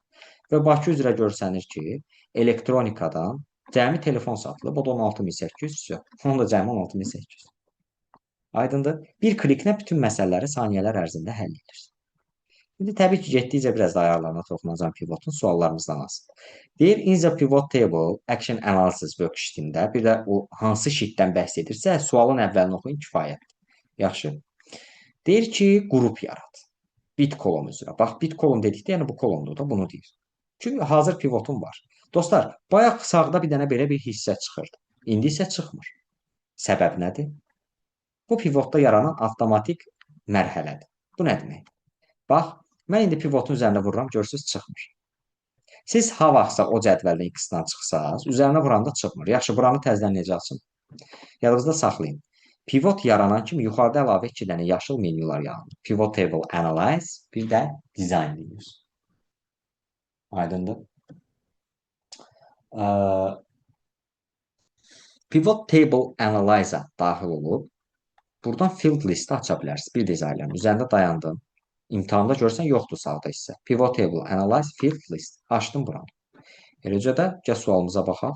Sualımızda açılmır. Görürsüz? Nə edəcəm? Bax, açılmır. Nə edəcəm? Pivotun üzərində dayandım. Bir dəfə istənilən bir rəqəm üzərində pivot table analyze field list. Bit kolon, bəli, bit kolon atıb rowsa. Gördünüz? Bu da deyir ki, bit kolon. Bit kolondan söhbət gedir. Bir dənə onsuz da bit kolon atılıb da, bir dənə məlumat budur. İndi deyir ki, buradakı rəqəmləri var ha, bu bit kolondakı rəqəmləri. Qruplaşdır. Qrup başlasın 800-dən, yəni rəqəmlər 800-dən başlasın, 630-dan başlayıb. Görürsünüz, bax 800 buradadır. 800-dən başlasın, end at 2000. 2000-də bitsin. With intervals of 400. 400 davam etsin. Bu nə demək? 800-də başlayır. 4 üstünə gəlir 2200, düzdür? Üstünə 400 gəlir 1600, üstünə 400 gəlir 2000. Düzdür yoldaşlar? Bu nə deyir? 400 atsın. 800-də başlasın, 2000-də bitsin. İndi mən qayıdıram yenə də treyningimə, pivotuma. Mən sizə bu mərhələni izah edirəm ki, yaxşı, bu nə deməkdir? Bax, siz rəqəmləri, bax, məhsul falan heç nə eləmirəm. Bax, rəqəmləri neynədiniz? Atdınız bura. Bu həmişə sizə nə verir? Sum of cəmi məbləğdə və o satmısınız. İşdir, dostlar. Sabah rəqəmləri row satsaz, belə bir halla rastlaşacaqsınız. Çünki siz rəqəmləri hesablaması hissəyə atmalısınız. O da deyir, bağışla məni, hesablaması hissə deyil. Ona görə də nə edəcəm? Sənin üçün sırayla düzəcəm. Bayaqçı tapşırığımızda da deyir ki, sırayla düzürsənsə canın sağ olsun. Heç olmasa o sıraya uyğun bir qrup düzəlt ki, çox belə üzü aşağı məlumatlarda əziyyət çəkməyim də oxumağa. Bu halda nə edirsiniz? Bax, istənilən pivot ədədin üzərində dayandınız rəqəm üzərində. Pivot table analyze-da qrup var, qrup field. Qrup fieldə daxil olsanız, bunu qəşəng qruplaşdıra bilərsiniz. Hətta tarixlər üzrə də qrup var. İndi birazdan ona da deyəcəm. Gördünüz? Məsələn, deyə bilərsən ki, pivotum 8000-də başlasın, ending-ət qoyub qalsın, 9000-də bitsin, by 10-10. 10-10 artsın. 10-10 deməkdir, 100 deyək. Fikir verin, 8000-dən kiçikləri bir qruplaşdırdı. Deyir ki, yəni sənin pivotunda 8000-dən kiçiklər var, bir də 8900-dən 9000 arası. Orada 8900 yazmışam deyəsən. 9000 arasındakılar var. Aydındır nə deməkdir? Bu bunu qruplaşdırır ki, sən bunu baxan kimi biləsən də, yəni bunu oxuya bilirsən. İndi gəlirəm bura. Bu da səndən bunu istəyir. Gəldin ədədlər üzərində dayandın. Bax, ikinci bir versiya da var. İmtahanda ona daha çox üstünlük verilir və ondan istifadə edin. Yaxşı olar. Mausun sağ düyməsi imtahanda çox yüksək bal verən bir prosesdir. Yəni nələrə ki, mausun sağ düyməsinə gəlib çata bilirsinizsə, dostlar. Bax, burada da var qrup, ungrup. Bax, mən bir də niyə bura gedim, əlavə kliklərdən ehtiyac belə deyə də istifadə edim axı. Ona görə də Mose'də lesson, bax burada. Vurdum ədədin üzərində, düzdür? Mausun sağ düyməsi, qrup. Daxil olduğunda bura. İndi sənə nə deyir? Neçədən başlasın? 800-dən. 800. Neçədən? Neçədə bitsin? 2000-də. Bay. Neçə? Interval 400. Okey vur. Baxın. Deyir 800-dən kiçiklər, 800-dən kiçik rəqəmlərin var sənin bit kolonunda. 800 ilə 1199 arasındakılar var. 1200 ilə 1599 arasındakılar var. 1600 ilə də 2000 arası və bir də 2000-dən yuxarıdır. Görürsüz, bu boyda hissəni bizim üçün böldü. Qruplaşdırdı. Bir də deyirəm, gəlin də sürətlə baxaq bu prosesə. Üzərində dayandım, mausun sağ düyməsi, qrup. Yazdım tez 800. Tez deyəndə imtahanda tələsməyin də. Yəni biraz səlis işləyin. Çox da ləng işləməyin, amma çox da tələsməyin. Çünki 50 dəyər təzədən daxil olarsınız, 2 balınız gedər, lazım deyil. O 2 bal belə 2 bal görsənirsə, amma imtahanda böyük baldır. 698 yığsan, 2 bal da üstünə gəlsən, eləyir 700 bal keçid. Yəni, bu arada keçid 700-dür, maksimumda 1000 bal da bilirsiniz yəqin. Okey, vurdum və salam. Bu bizim nə heç 20 saniyəmizi aparmır, görürsünüz. Mark completed, next task. Hə, gəlirəm bura. Burada results worksheet-indən söhbət gedir. Bu sual da asandır. Deyir ki, results worksheet-ində bax, bu results worksheet-ində görün nə deyir? Results worksheet-ində burada. Burada deyir, qruplaşdır. Table rows, cədvəlin sətirlərini. Görürsünüz, çox şey tərcümə eləmir. A section. Baxırsan bura, section sütunu və A-lar. Nə deyir? Deyir, bunları qruplaşdır. Qruplaşdırmaq bilmirsinizsə Excel-də, buna da aydınlıq gətirək. Yenə deyirəm, əzbərləməyək. Bu mənası. Məsələn, siz bu ailələri qruplaşdırmaq istəyirsiniz. Bütün sətirləri seçirsiniz, dostlar. Data menüsü, qısa yolu da var. Qrup, qruplaşdı. Qruplaşmaq nədir? Gəlib bura çıxa vuranda bu görsənir. Lazım olanda sənə deyəndə ki, mənim şirkətimə aid olan ID qruplarını görsən, gəlirsən plusu vurursan və salam. Ürəyin istəyir, sütun üzrə də edə bilərsən. Seçib, yenə qruplu edə bilərsən və sütun üzrə qruplaşdırır. Çıxı vurarsan, bir də plusu vurarsan. Düz deyim, ümumilikdə qrupu vuranda burada rows column söhbəti gedir. Nələri qruplaşdırım, nələri qruplaşdırmayım, amma seçib edəndə buna ehtiyac qalır. Bunun qısa yolu da var. Alt shift sağ, alt shift sol. Bütün hamısını da seçəndə dostlar, ungroup edəndə. Rows, bir də ungroup columns. Bu qruplaşdırmadan çıxardır. Aydındır? Bundan dənə dala qaydaq. Bir daha haydi açmayaq da. Okey. İndi bizə nə deyir? A section'ını qruplaşdır. Dostlar, bir neçə üsul var. Bax, buranı seçib, gəlib data menüsünə qrup edə bilərsin. Rows edib, buranı qruplaşdıra bilərsin. Bu da yaxşı versiyadır. Zaten A qruplaşırsa, bunlar da yığışılır da bir yerə, yəni qruplaşır. Bütün sətri seçib, gəlib qruplaşdıra bilərsən qrupdan. Və yaxud da buranı bütün sətri seçib qısa yol kimi alt, shift, sağdan istifadə edə bilərsən. Amma çox gözəl versiyadır. Bu dəfə tövsiyə etmirəm sizə. Etməyin bunu. Yaxşı. Bu prosesi imtahanda etməyin. Nəticə etibarilə az bal verir. Okey, deyərsən daha sürətli çatıram. O da artıq başa düşür ki, sən alt shift kombinasiyalarını qəşəng əzbərləmisən. Belə qəribə bir imtahandır, bəli. Anlayıram sizi. Deyəcəksiniz ki, bu nə imtahandır? Excel-i sürətli istəyir, amma plusdakı belə sürətli qısa yollarda razı deyil. Çünki güya ki, indi əzbərçiliyə razı deyil, yəni ona görə. Sizin edəcəyiniz proses nədir? Sətirləri seçdiniz. Bax, diqqətli olun. Sətirləri seçdiniz. Data menüsü, qrup. Bitdi, getdi. Çıxı da vurursunuz imtahanda mütləq. Çıxı vurun, qruplaşdırmanı yığın. İmtahanda bu açıq qalmasın ha, dostlar. Çıxı vurun, yığın bunu. Yığın ki, başa düşsün ki, sən qruplaşdırmağı axıra kimi bilirsən. Mark completed, Next task. Next task imtahanda görməyəcəksiniz. Çünki birinci 5-liyin 5 dənəsini də bitirdik. Nə edəcəm burada? Bayaq demişdim. Save project. Projecti yadında saxlayırsan və create project. Nə edir? Gəlir. Bax, belə bir imtahanda sistem gəlir. Bir 5 saniyədən sonra görürsən ki, ekrana belə bir sistem gəldi. Oldu task 1, task 2, task 3, task 4, task 5. Hamısı da qabağı işarələnir. Yaxşı, bu nə deməkdir? Yəni artıq sən grade A-nı bitirmisən də, yəni bu project A-nı bitirmisən. Çaşarsınız dostlar, imtahan ərzində restartla bağlı nə varsa, restart project, restarta vurarsınız, bütün suallarınız sıfırlanar, ondan sonra bal yığmaq zülm məsələ. Aydındır? Restartla bağlı heç nə yox, hələ birinci bu yox. Ümidvaram ki, də qoymazlar. İndi suallara baxaq. Birinci grade bitdi. Sənad mən düşündüm. Bu taskın mənası nə demək oldu? Buna da baxdıq.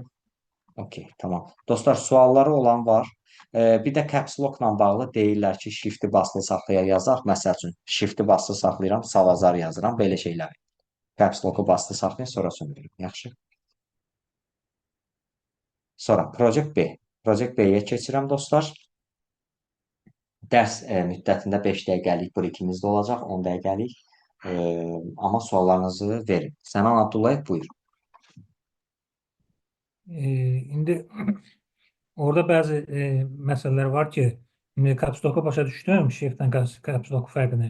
Hı -hı. Deyək ki, funksiya düymələrini indi aktiv eləmək olur da. Bir var ki, funksiya F2 və yaxud F5 belə basırıq və yaxud da F5-in özün basanda avtomatik olur. FN lock düyməsi ilə. Bildim. Onlarda bal kəsilmə var, yoxsa? Yox, orada bal kəsilmə yoxdur, çünki orada personalni kompüterlərdir. Personalnilərdə hamısında birbaşa F5-i vurursan, FN ilə işləmirsən. Başa düşdüm. Aydındır. Çox sağ olun. Sağ olun, təşəkkür edirəm. Bu arada gözəl sual idi, ikinci gözəl sual idi. Həqiqətən. 10Z results worksheet. Gəlirəm maraqlı bir hissəyə, conditional formattingə. Yenə deyirəm, heç nə əzbərləməyib. Dostlar, hər şeyin izahını verirəm, keçirəm ingilis dilində taskları. Gəlirik training. Deməli, hamısını da izah edirəm sizə. Bütün, belə deyək də, qısa izah edəcəm sizə o conditional formatting hissəsini. Gözləyin bir saniyə bunu. Rekordu gedir. Bəs niyə məndə görsətmir? Tamam. Aha, conditional formatting nədir?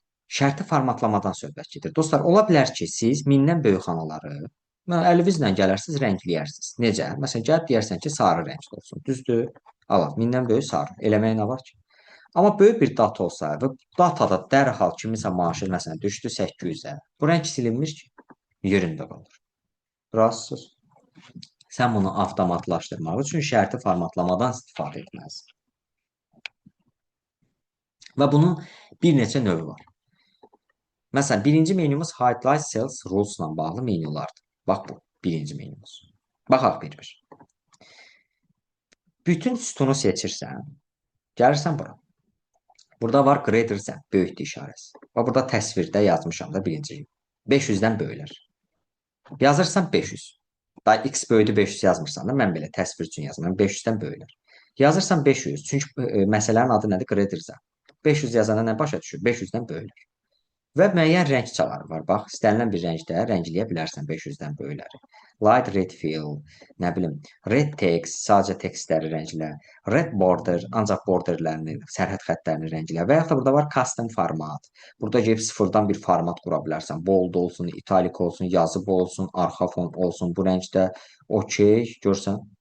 Yəni, istənilən bir stilivə qura bilərsən. Məsələn, greater than 500, düzdür? Nə edəcək? 500-dən yuxarılar rəngləyəcək. İndi mən bütün sütunu seçdim. Siz imtahanda belə eləməyin. Mən tələskənlik üçün. İmtahanda sütunun adını heç vaxt seçməyin. Conditional formattingdə. Bax, buranı seçin. Bir tık aşağıda, yəni ikinci sətirdən başlayaraq Ctrl-Shift aşağı. Yaxşı, başlığı heç vaxt seçməyin. Deməli, 500-dən yuxarı, 500 yazdım və nə elədi? 500-dən yuxarılar rənglədi. 500-dən aşağıları rəngləmək üçün deyib var, yanında işarəsində less than. 500-dən aşağılar. Yazıram 500, indi də nə edir? 500-dən aşağılar rəngli, prosta rəngi gərək fərqli qoyaq buradaya. 500 və bunu da rəngini qoyaq, qoy yellow. Görürsünüz, 500-dən aşağıları sarı rəngdə rənglər. Sonra var burada Equal to 500-ə bərabərdirlər. Bax, yazıram 500. Equal to nədir? Bərabərdir deməkdir. 500-ə bərabərdirlər olsun green. Bax, 500-ə bərabərdirlər oldu yaşıl rəng. İşdə siz bu rəngləri təmizləmək istəsəz, gəlirsiniz aşağı Clear Rules, pozan işarəsi. Clear Rules from Selected Cells. Seçdiyim hissəni təmizlə. Təmizlədi, getdi. Gördünüz? Bu şərti formatı təmizləməkdir. Da gəlib buradan xahiş edirəm. No color, no fill falan eləməyin. Yaxşı, bura işiniz olmaz. Sonra 100 kiçikdir, x kiçikdir 200. Bu nə deməkdir? 100 ilə 200 arasında olanlar. Buna aiddir between. Görürsünüz, 2 dənə göyün arasında bir dənə sarı. Between-ə daxil oldum. Dedin 100. Və burada da nə? 200. OK vurursan 100 ilə 200 arasındakıları nə etdi? Tənzimlədi və göstərdi. Rənglədi də, yəni belə deyək, Elora dildə desək. Sonra Haydlar seriusda nəyimiz qalıb? Bakı. Bu nə deməkdir? Tekst olan hissələr. Bax, A hərfi, tekst. Yəni istənilən bir teksti əlindən də yaza bilərsən bura. Gəlib ya da üzərinə vura da bilərsən. Məsələn, Bakını seçirsən belə. Və yaxud da niyə seçilmir? Aha. Bir saniyə dostlar. Excel'in deyəsən özündə də olmalı da.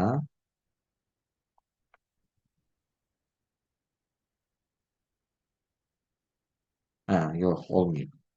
Hə, mouse'un zaytkası bitib. Tamam. Okey. Bunu deyirəm, bunu niyə doma oldu? Bakını vurdum. Nə edir? Bakıları rəngli. Sadəcə sütunumu düzgün seçməmişəm. Bax, sütunu seçirsən, gəldin tekstdə, başım qarışdı sonra. Gəldim burada, region sənə lazım dedi. Məsələn, Bakı lazım. Bakını seçirsən, bax görsən, avtomatik bütün Bakıları rəngləyir. Da bir də əlinlə yazmaya ehtiyac yox. İndi istəsən ki, bax, bax, bu sheet var, bütün bu sheetdəki şərti formatlamaları təmizləyəsən. Heç nə eləmirsən. Gəlsən, deyirsən, conditional formatting, clear rules. Bu dəfə selected cells yox, enter sheet. Vurursan, vəssalam. Və yaxud da, hətta burada belə bir hissə də var, sizin üçün verib əlavə. From this table. Deyir, table-dakılar təmizlə. Eyni şeydir də, bu da cədvəldir. Düzdür?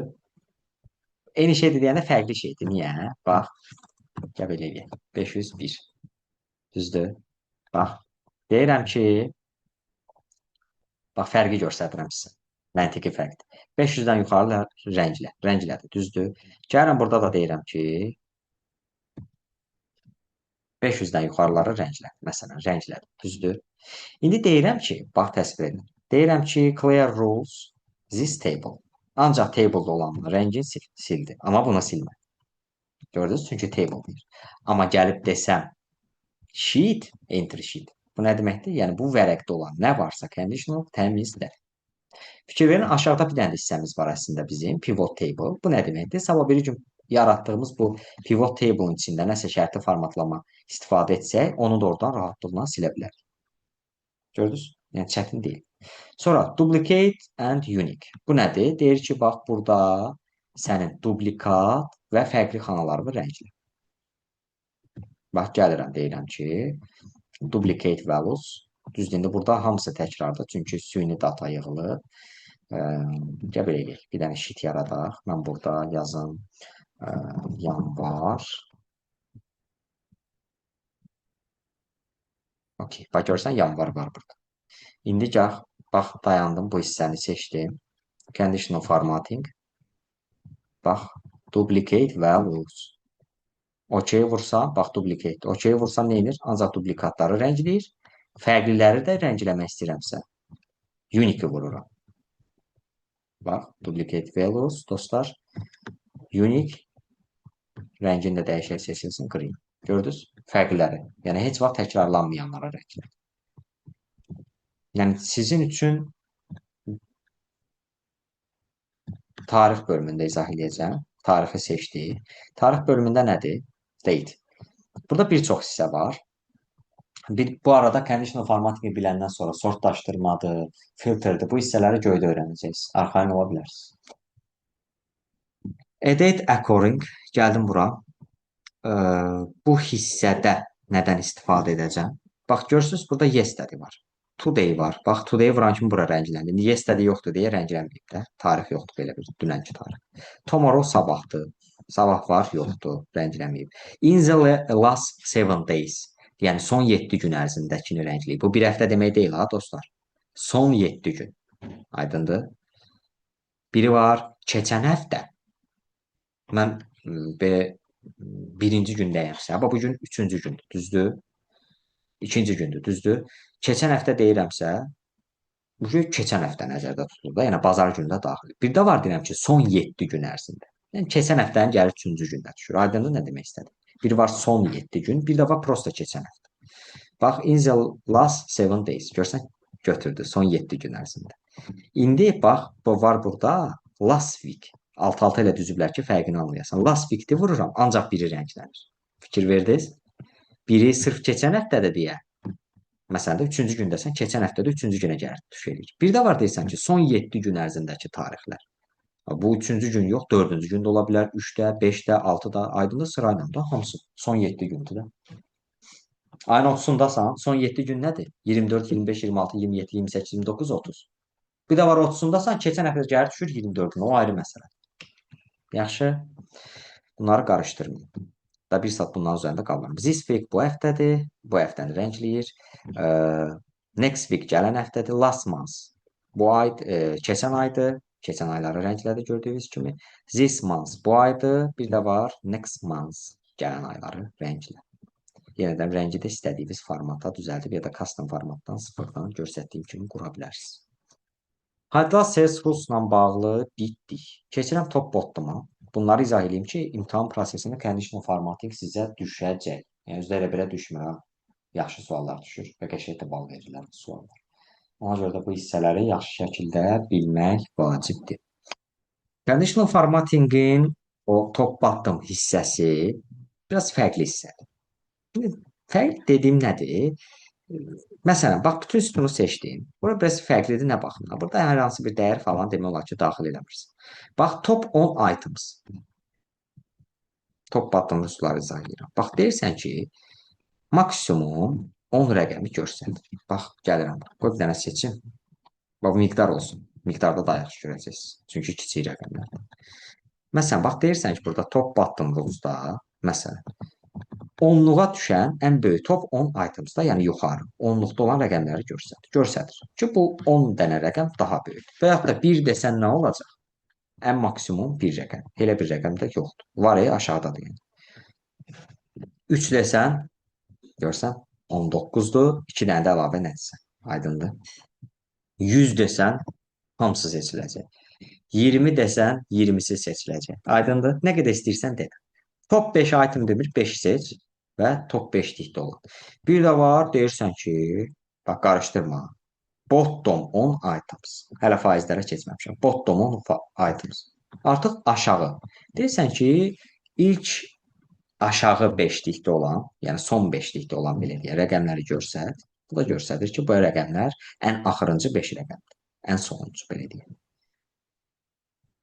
Hə, bir də var faiz söhbəti. Maraqlıdır. Faiz söhbəti nədir? Gəl faiz söhbətində belə bir şey eləyim. Bunu bir dənə mən seriyasını artırım. Line olsun liner. 10 toplaya sıfırlı 100-də saxlayaq. Çox istəmirəm. Okey. Bax. Bizim belə bir hissəmiz var, dostlar. Siz gəlib burada top bottom hissəsindən, bax, top 10%. Görürsünüz? Bu nə deməkdir? Siz burada 1 yazsaz, cavab nə verir sizə? 100. Düzdür? 3 yazsaz, yenə də eyni cavab verir. 5 yazsaz, yenə də eyni cavab verir. Düzdür? Yəni, mən hətta bax, gəlirəm bura, deyirəm 110, 120, 130, 140, 150. Olsun bu rəqəmlər və olsun hətta bunların arasında təkrarlananlar. Bir dənə də 60 yazıq. Bura 2 dənə 60-ımız olsun. Tamam. Baxaq bir dənə. Top 10%. Düzdür? Cavab verirəm ki, top 2. Bu nə demək?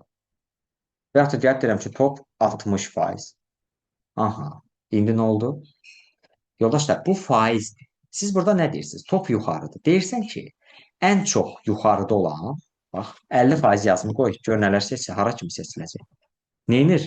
Ondan 150-yə kimi olan ədədlərin ədəd ortasını tapır, ortalamasını.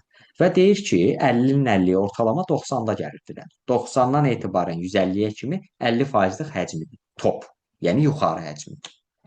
60 deyirsən, deyir ki, baş üstə. 60 rəqəmindən başlayaraq 150-yə qədər ümumi rəqəmlərdən 60%lik yuxarı həcmi. Aydındır? Gəlib desən 20%, üçünü seçəcək. Görsən?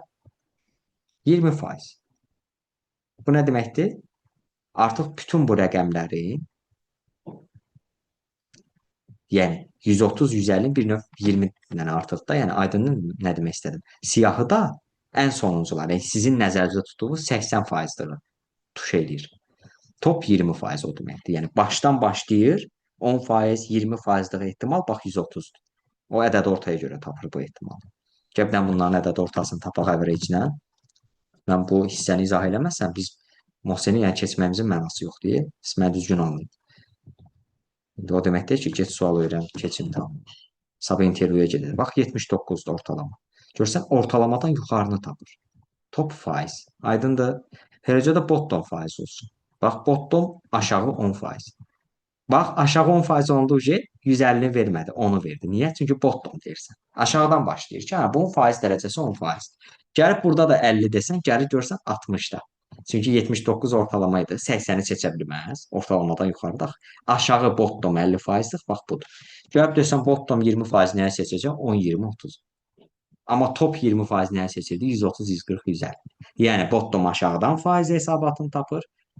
Top isə yuxarıdan. Hə, bir də var bunların arasında nə qalıb? Above average, below average. Ədəd orta nə idi? 79.3-də, düzdür? Bu da həmin ədəd ortaya görə above görürsüz, üzü yuxarı işarə. Hətta sözlər yaddan çıxsa işarələrdən biləcəksiniz. Above average. Yəni deyir ki, ədədə ortadan yuxarıları tap. Görsən ədəd orta 79-dur. Yəni ortalaması da. Ortalamadan yuxarıları rənglə. Bir də var nə? Burayla bitiririk işimizi. Below average. Ortalamadan aşağını rənglə.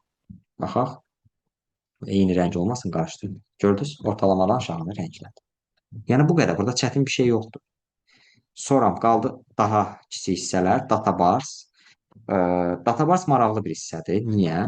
Database avtomatik bir solution yaradır da bir növ. Bax, Database-a gəldim.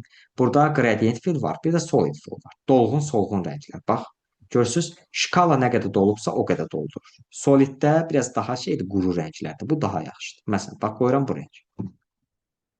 Yox, mən səhv elədim, bu rəng qoydum. Elə dəyişir rəng. Yaşıl qoyaq. Fikir verdiniz? Nə qədərdirsə yüksək rəqəmləri tam axıra kimi doldurur. İndi işte, bax, 1000 var ha. Gəlirəm bunu eləyirəm mənfi 2000. Görün necə dostlar. Yaxınlaşdırın, baxın, görün nədir. Komanda yaxınlaşdırdım. Baxaq. Şkalaya baxın, gör nə etdi. Gördünüz? Ədəd oxunu. Riyaziyyat yazınızda da 0 ədəd ortada, sağda müsbət ədədlər, solda mənfi ədədlər. Bu da belə ayırdı. Sağa müsbətlər atdı, sola qırmızıladı və mənfi ədədləri əlavə elədi ki, yəni burada mənfi var, xəbərin olsun, şkalalayıram.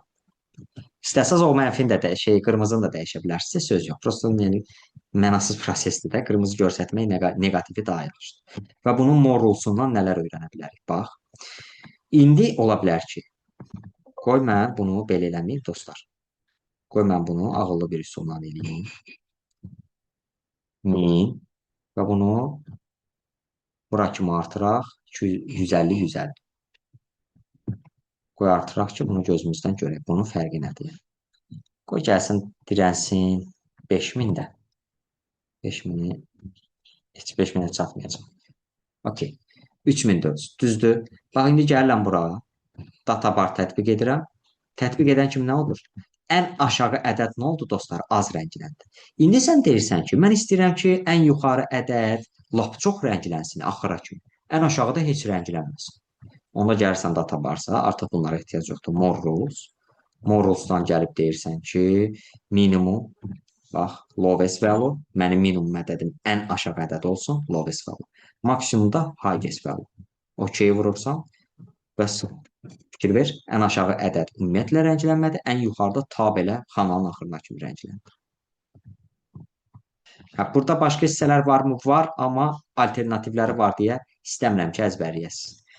Məsələn, number olaraq deyə bilərsən də, məsələn, mənim minimum ədədim burada 1450-dir mənə görə. Maksimumundakı numberi seçib deyə bilərsən ki, maksimumdakı 2650-dir. Okey vurarsan aləm dəyər bir-birinə. Yəni bu düzgün şkala sayılmadı, amma özündən verə bilərsən ədəd. Burada başqa nə edə bilərsən? Rəngləri düzəliş edə bilərsən. Solid fill, gradient fill qoya bilərsən. Məsələn, bunu deyərsən ki, bundan sonra yaşıl olsun. Borderdə solid border. Bunun borderdə olsun, məsələn, bu rəngdə. Dəyişə bilərsən. Ki, yəni ətraf xəttləri. Və negativ value var, ha, bayaq dedim. O mənfilər qırmızı rəngdə olur. İstəsən gəlib mənfinin də rəngini dəyişib mavi rəngdə edə bilərsən. Okey də vura bilərsən. Fikir ver. Necə dəyişdi? Adam gözünü axırdır düzdür, amma bir dənə burada mənfi yazın. Görürsüz, mənfin də rəngini dəyişmiş olur. Yaxşı, başqa bir hissə varmı? Databarda bəli, bir dənə də hissə qalıb, səbirli olun. Databarda bir dənə yaxşı bir hissə var. Color scales tez gedəcək, icon setlərdə narahat olmayın. Ki, izah eləməliyəm, dostlar, bunları yaxşı bilin. Yaxşı, imtahanda əlavə sual düşə yaza bilirsən, nə gözəl. Yığmayın var. Okey, burada var nə? Percentile var, dostlar. Percent var, formula var. Formulaya ehtiyac yoxdur. Formulada funksiya yazacaqsan. Çünki burada user formula var, zaten conditional formatikdə. Ona görə onu databarda eləmirlər. Aydındır, özünüzə uzun-uzadı qatar yolu kimi zülüm çəkməyin. Percentdən, percentiledə baş düşdü eyni şeylərdir. Faizdən söhbət gedir. Ona da ehtiyac yoxdur. Yəni deyəcəksən ki, necə yəni ehtiyac yoxdur? Məsələn, mən tutalım ki, bax bu seçdiyim ədədlər, bax bu seçdiyim ədədlərin hamısı mən istəyirəm ki, yəni ən aşağı ədəd, bir də ən yuxarı ədəd söhbət olsun. Yəni 0%-lə 100% söhbət olsun. Yəni 0%-lə 100% aralığında databar şkalası dəyişsin. Aydındır, bəlkə 2200 bunların 60%-dir, bəlkə bu da 60%, mən bilmirəm. Bu halda yenə deyirəm, percentage ehtiyac yoxdur. Yenə numberdə istifadə edəcəksiniz. Necə? 0%, bax bir nəfərə sual verin. Rastgele kimi atıram, dayanır. Lalə Məmmədova. Sual vermək olar sizə? Aha, buyurun. Axşamınız xeyir. Okey. 0% ədəd olaraq hansı ədəddir? Sıfırın özü. Əla. Bəs 100%? Maksimum nədirsə 3400 burada. Yox. 100% dostlar, təşəkkür edirəm, səs bağlı edilərsiniz. 100% dostlar, ədəd olaraq Excel-də 1 sayılır. O ki, bizdən soruşurlar, işi görmüsən? Deyirəm, hə. Deyir, doğrudan deyirəm 100%. 100% nə deməkdir? Yəni, bir dənə işin tamamını görmüşəm. Düzdür? Ona görə də 100% sayılır. 0-dan 1 arası elə 0%-dən 100% deməkdir. Da bir də nə edirəm mən faiz şərtdən? Seçərəm buranı. Databarın sonuncu hissəsidir. Canımız qurtarır. Gəlirəm minimuma. Burada edirəm number. Buna yazıram 0. Burada da edirəm maksimum. Buna edirəm 1. Sadəcə olaraq mən indi bunu rəqəmlər üzərində göstərdim. Bu hamısı rənglənəcək. Mən indi ki, bunu faizlər üzərində göstərdim. Gör necə anlayırsınız. Bax yazıram. 20%. Fikir verin. Diqqətlə baxın. Faiz üzərində eləyirəm. Çünki faizdən söhbət getdi də. Edirəm 30%. Bir buraxılmayacağım. Edəcəm 50%. 60%. 80%, bir də 100%. Dostlar, indi baxın bir dənə fərq. Görün faizlər üzərində bu kateqorik dəyərləri, yəni faizləri daxil etməyə ehtiyac varmı? Gəl baxaq. Okey. Okey. Bax, dedim number. Düzdür? 0, maksimum 1. Bu nə deməkdir? Yəni, nə olsun ki, faizləri seçmişəm sənin üçün? Percentage ilə eləmirəm də, percentage ilə. Deyirəm, number olsun. 0, minimum 0%-dir, maksimum da 1. Yəni, 100%. İndi yaxşı sıraladı. Görürsünüz? Yəni, dostlar, Excel-də bu cür manevrları bilmək lazımdır. Hər şeyə görə özünüzə əziyyət verməyin. Onda gərək biz Excel-i ümumiyyətlə ömrü boyu qurtarmıyor. Excel sonsuzdur, özünüz bilirsiniz. Hansı gərək biz bütün o fayldakı bütün menyuların belə adına kimi bilək. Təsəvvür edin ki, siz optionsda, yəni işdə əziyyət çəkirsiniz. Bunların hamısını əzbərə. Bunlara ehtiyac varmı? Alternativdən istifadə etdə. Zaten Microsoft proqramı alternativ üçün yaranır. Fikir versiniz, məsələn, adi buradakı filtr düyməsindən data menüsündəki filtr düyməsində də var. Bu istifadəçinin alternativliyi və rahat üsulu üçündür. Yəni Microsoftun məqsədi nədir? Onları siz dərmə kimi sözlər qalsınsınız. Və bilməyin də mənası yoxdur. Axı işinizi görür əsas odur. Databar bitdi. Var color scales. Bu da fərqli rənglərdir. Bu iqlim rənglərinə görə də məsələn bax burada üzərində yazır. Green, yellow, red. Bu nə deməkdir? Böyük rəqəmlər yaşıldır, ortalar sarı, aşağılar qırmızı. Bu da ədəd ortaya görə öz hesablayır. Məsələn, sən xoş deyilsə, canı sağ olsun, düşmor olsa, buranı da özün üçün düzəlt. Denən ki, mənim üçün minimum ədədi. Məsələn, burada deyirsən ki, mənim üçün minimum ədədim 1300-dür. Qalın ki. Hətta ikili color scale eləmə, belə, üçlü elə, bayaqki kimi. Hətta ikili də eləyə bilərsən. Bayaq daha doğrusu üçlü idi. İndi ikili eləyirsən. Deyirsən ki, maksimumda mənim üçün numberdə 0 yazılır. Əlim dəyib yəqin. Hə, minimum mənim üçün 1000, tam ki 150-dir. Amma maksimum mənim üçün 2950-dir. Və rəng sxemasında dəyişə bilərsən. Deyərsən bu aşağılar olsun məsəl üçün qırmızı, yuxarılar olsun məsələn qara tutalım ki. Fikir ver. Qırmızıdan qaraya doğru qarala getdi. Bax budur məsələ dostlar. Sıfırdan qura bilirsiniz. İkili də üçlü rəng sxemasında qura bilərsiniz. Bir dənə edəcəyiniz hərəkət nədir orada? 2 yox, 3. 3 color scale-dan istifadə edəsiniz. Qalıb icon setimiz rahatdır. Icon setlər nədir? Setlər üzrə yığılır. Yəni PlayStation oynayan bəylər bunu yaxşı bilər. Icon setsə daxil olsan, bax, aşağı rəqəmlər qırmızıdır ortalamadan. Ortalamanın daxilində ətrafında olan ədədlər sarıdır, yuxarı yaşıldır. Bunu da qurmaq istəyirsən, gəl icon setsin, more rules hissəsinə və burada user formulada, user formula nədir? Fikrim orada qalıb ki, orayla bitirəcəm. More rules, məsələn, burada qura bilərsən. Və quran zaman ehtiyatlı ol. Çünki bu ədədlərin sənin percent deyib, number-də, düzdür? Type-ı gəlib qoyursan number, type-ı gəlib qoyursan number. Və rəqəm olaraq deyirsən ki, 1600 nədir? Məsələn. Deyirsən ki, 2800-dən, bax, böyük bərabər də var, böyük də var. Məsələn, deyirəm 2800-dən böyük bərabər, yəni 2800 və yuxarı rəqəmlər olsun, istədiyin bir ikonu qoya bilərsən. Bax, məsələn, bu ikonda olsun. Və aşağıda bir dənə yazırsan ki, 1900. Bu da olsun sarı bayraq. Bu nə deməkdir dostlar? 2800 və yuxarılar olur yaşıl klikdə. 1900-dan yuxarılar nə deməkdir? 2800-ə qədər də yəni. 1900-2800 arasındakılar olur sarı bayraq. Yerdə nə qalır? 1900-dan aşağılar. Bax, when kiçikdir 1900. Gördünüz? When kiçikdir 2800 and 1900 böyükdür bərabər. Yəni 2800 ilə 1900 arasındakılar sarıdır. 2800-dən yuxarılar yaşıldır. Qalan hallar nə qalır? 1900-dən aşağılar. Buna da məsələn deyirsən ki, no sell icon. Heç icon qoyma. Məsələn.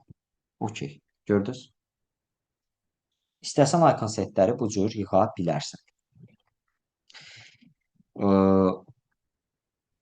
Hissələrdən bizdə ola bilər ki, user formula qalar. Onu da izah edirəm.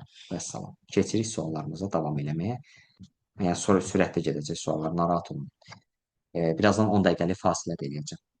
Bax, yazıram bərabərdir. Məsələn, bax. Məsələn, siz nə lazımdır bu dəfə? Sizə lazımdır ki, bütün sətr rənglənsin. Məsələn, bax, gəlirsən, deyirsən ki, mən hamısını silirəm. Enter sheet. Qardaş, bütün vərəqi sildin. İndi məsələ nədir? Yoldaşlar, siz deyirsiniz ki, məsələn, mənə lazım deyil də Bakı olanda getsin uşaq kimi Bakı rənglənsin. Mənə lazımdır ki, Bakı olanda bütün sətr rənglənsin. Mən bunu eləmək istəyirəm. İndi burada məsələ nədir? Burada artıq gəlib nə edirsiniz? Funksiya yazırsınız. Deyirsiniz, bərabərdir. Qıraqda elə belə funksiya yazırsınız, sonra buradan siləcəksiniz. Narahat olun. Əslində, user formulanın içində də yazmaq olar, conditional-la. Hələlik burada yazaq ki, öyrənə bilək də, yəni tələsməyin. Deyirsən ki, məsələn, region Bakı olanda, ödəniş statusu da ödənilib olanda, yəni mənim prosesim baş versin. Deyirsən ki,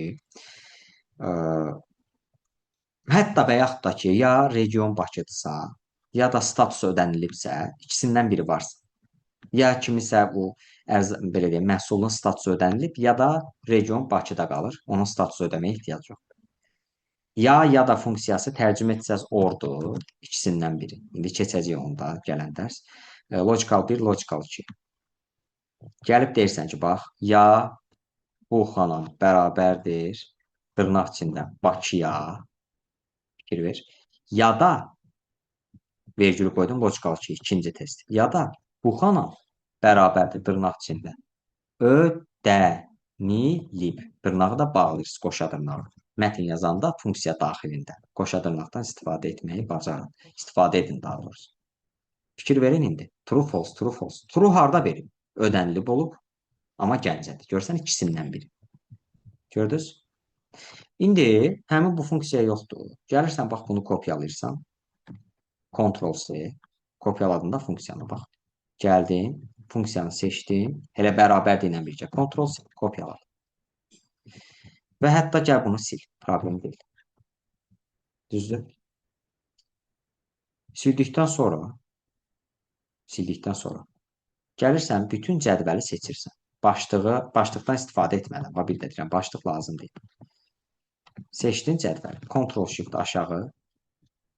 Düzdür?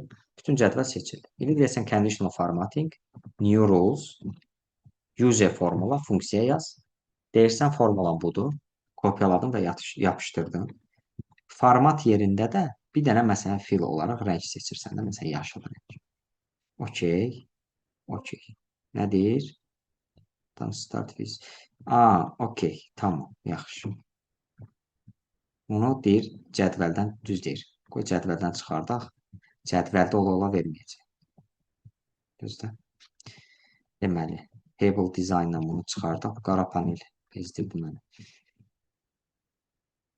Deməli, convert to range. Bunu çıxardaq range halına gətirək, dostlar. Və burada da yazaq. Bərabərdir.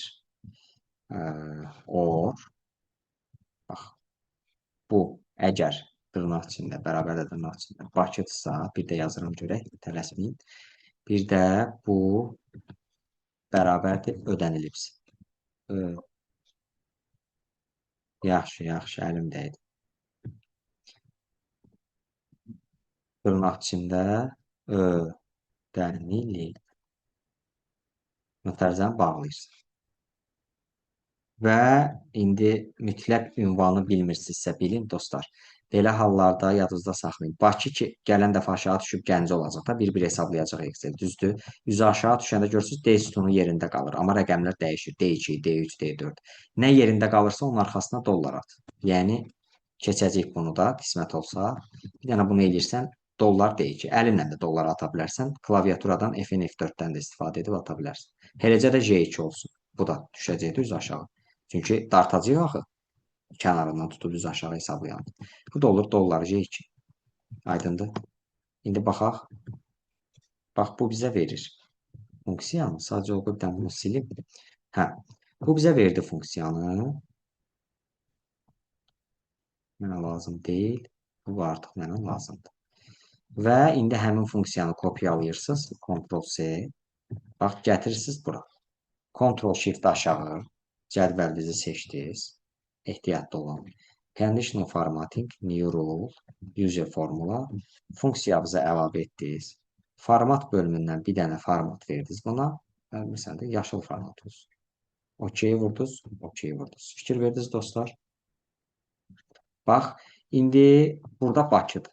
Burada da ləğv edilib, düzdür? Bakını silirəm. Silindi avtomatik, düzdür?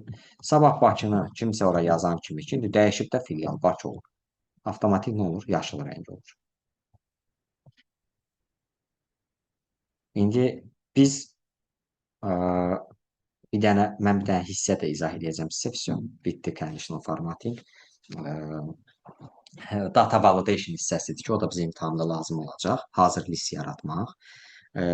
Hazır list yaratmaq üçün data menyusundan burada var data validation. Gəlirəm bura. Yaxşı. Bir dənə məsələn, burada yazıram tutam ki, on, off. Hazır listdə 2 dənə mətn. Fərqi var nədir? Gəlirəm bura, data validation. Burada bir dənə seçirəm list. Qalan hissələri professional Excel kursuna atacağım, orada baxacaqsınız. Yəni, biz burada 50%-ini bitiririk. Deməli, source yerində gəlirsən, bax, ikisini seçirsən, okey vurursun. Hazır listin olur. Bax, 10, Of. Fikir ver. İndi sən burada bir şey qurmalısan. Çox maraqlı da. Gəlirəm bütün buranı silirəm. Deyirsən ki, avtomatlaşdır. Düzdür? Avtomatlaşdır. Deyirsən ki, bərabərdir. Diqqətli olun. Ha vaxt ki, bu xana və burada da indi sual verirəm. On-off aşağı dartacam mən. Listim var da hazır. Yox, ehtiyac yoxdur. Aşağı dartmayacam deyə sütunda dəyişməyəcək, sətirdə dəyişməyəcək. İkisinin arxasına dollar atırsın. İndi izah edirəm nədir. Bax, yazdım bərabərdir. Buradakı xana. Niyə hamısı seçilir? Mouse'suzam dostlar, ona görə indi taxacam mouse'un zarfkasını. L1 bərabərdir dırnaq içində 10. Düzdür? İndi nə verir? False. Düzdür? Və bu L1-i də, yoldaşlar, bu L1-i də dollar L1 edirəm. Dollar L1. Yaxşı. Çünki bunu dəyişməyəcəm də, yəni aydındır, dəyişməyəcəm. Fikir verdiniz? Hətta bir dənə də funksiya verirəm. Görün nə verirəm? Deyirəm AND funksiyası. Bayaq oru yazdıq. AND isə ikisindən biri deyil də, yəni bu da olmalıdır, budur. Deyirəm ki, bu xanam 10 olarsa, vergül. Bir də filialın, regionun da Bakı olarsa. Bakıda nə idi demişdim D2-də. Hara dollar atırdım? D-nin arxasına. Niyə? Çünki D sütunu sabitdir. Dəyişmir də D sütunu. Bakılar hamısı D-də yerləşir. Dollar D2 bərabər dırnaq içində Bakı vəssalam. İndi baxaq. Nəsə çıxdı? Yox. Amma onu yandırsam turlar gəldi, gördünüz. İndi dostlar tələsməyin, qorxmayın. İndi funksiyan nə oldu sənin? AND. Yadınızda saxlayın. OR odur ki, Bakıdır, məsələn, hər hansı bir şərtdir. İkisi də ödənilməlidir. Orada isə adı üstündə ya da, ya bu olsun, ya bu olsun. Yəni ikisi də olmasa ödənməyəcək də, daxil eləmək lazım deyil. Deməli, nə deyirəm? Buradakı xanam onu yanmalıdır, avtomatlaşdırırsan. Buradakı xana isə Bakı olmalıdır mütləq. Məsələn, funksiyan budur. Gəldim funksiyanı kopyaladın, Ctrl+C. Gəlirsən bütün cədvəli seçirsən. Fikir ver. Gəlirsən deyirsən new rule. User formula. Funksiyanı əlavə edirsən. Bir dənə ona format verirsən mütləq. Məsələn, belə bir format. Belə eləməyək də. Mən də elə formatlar seçirəm ki, sarı adam gözün yorur. Yaşılın bu rəngi. Yox, elə bu rəng olsun. Yazının da formatı deyirsən ki, olsun boldda, jırlı yazsın. Okey. Düzdür. İndi sənə sual verilir ki, qardaş, Bakı regionlarını opşi başdan ayağa rənglə. Gəlsən bir dənə ofu 10 edirsən və avtomatik Bakı filialları rənglənir. Gördünüz? İstəsən 5 dənə də şərt eləyə bilərsən də. Ənlə orun sintaksisi sonsuzdur. 5 dənə logikal elə. Bakı olsun, bu tarixdə doğulsun, bu olsun. İndi zamanla da səbirli olun, hər şey öyrənəcəksiniz. Məsələn, bunlar dəyişib. İnsan, məsələn, Bakı. Bakını insan. Sadəcə bu hissələri əlavə edib. Dəyişib də data dəyişib. Gəlib bir dənə ofu nə edirsən? 10 edirsən. Avtomatik hamısı rənglənir. Hər dəyişiklik edəndə, bax burada da yazıram. Bakı avtomatik yaşıl oldu. Gördünüz? Conditional formattingin ən mürəkkəb versiyasına kimi öyrəndiniz. Bura kimi sualınız var dostlar. Data validation'ı da öyrəndiniz yol üstü. Hazır list yaratmaq. Sual yoxdur ki, bura kimi. Pivotun da müəyyən hissəsini öyrənmişsiniz, amma hələ qalıb. Çata yazdılar. Xeyr, təşəkkür edirəm. Dostlar, conditional mövzumuz bitib. Bilmək istəyirsiniz. Tamamilə bitib.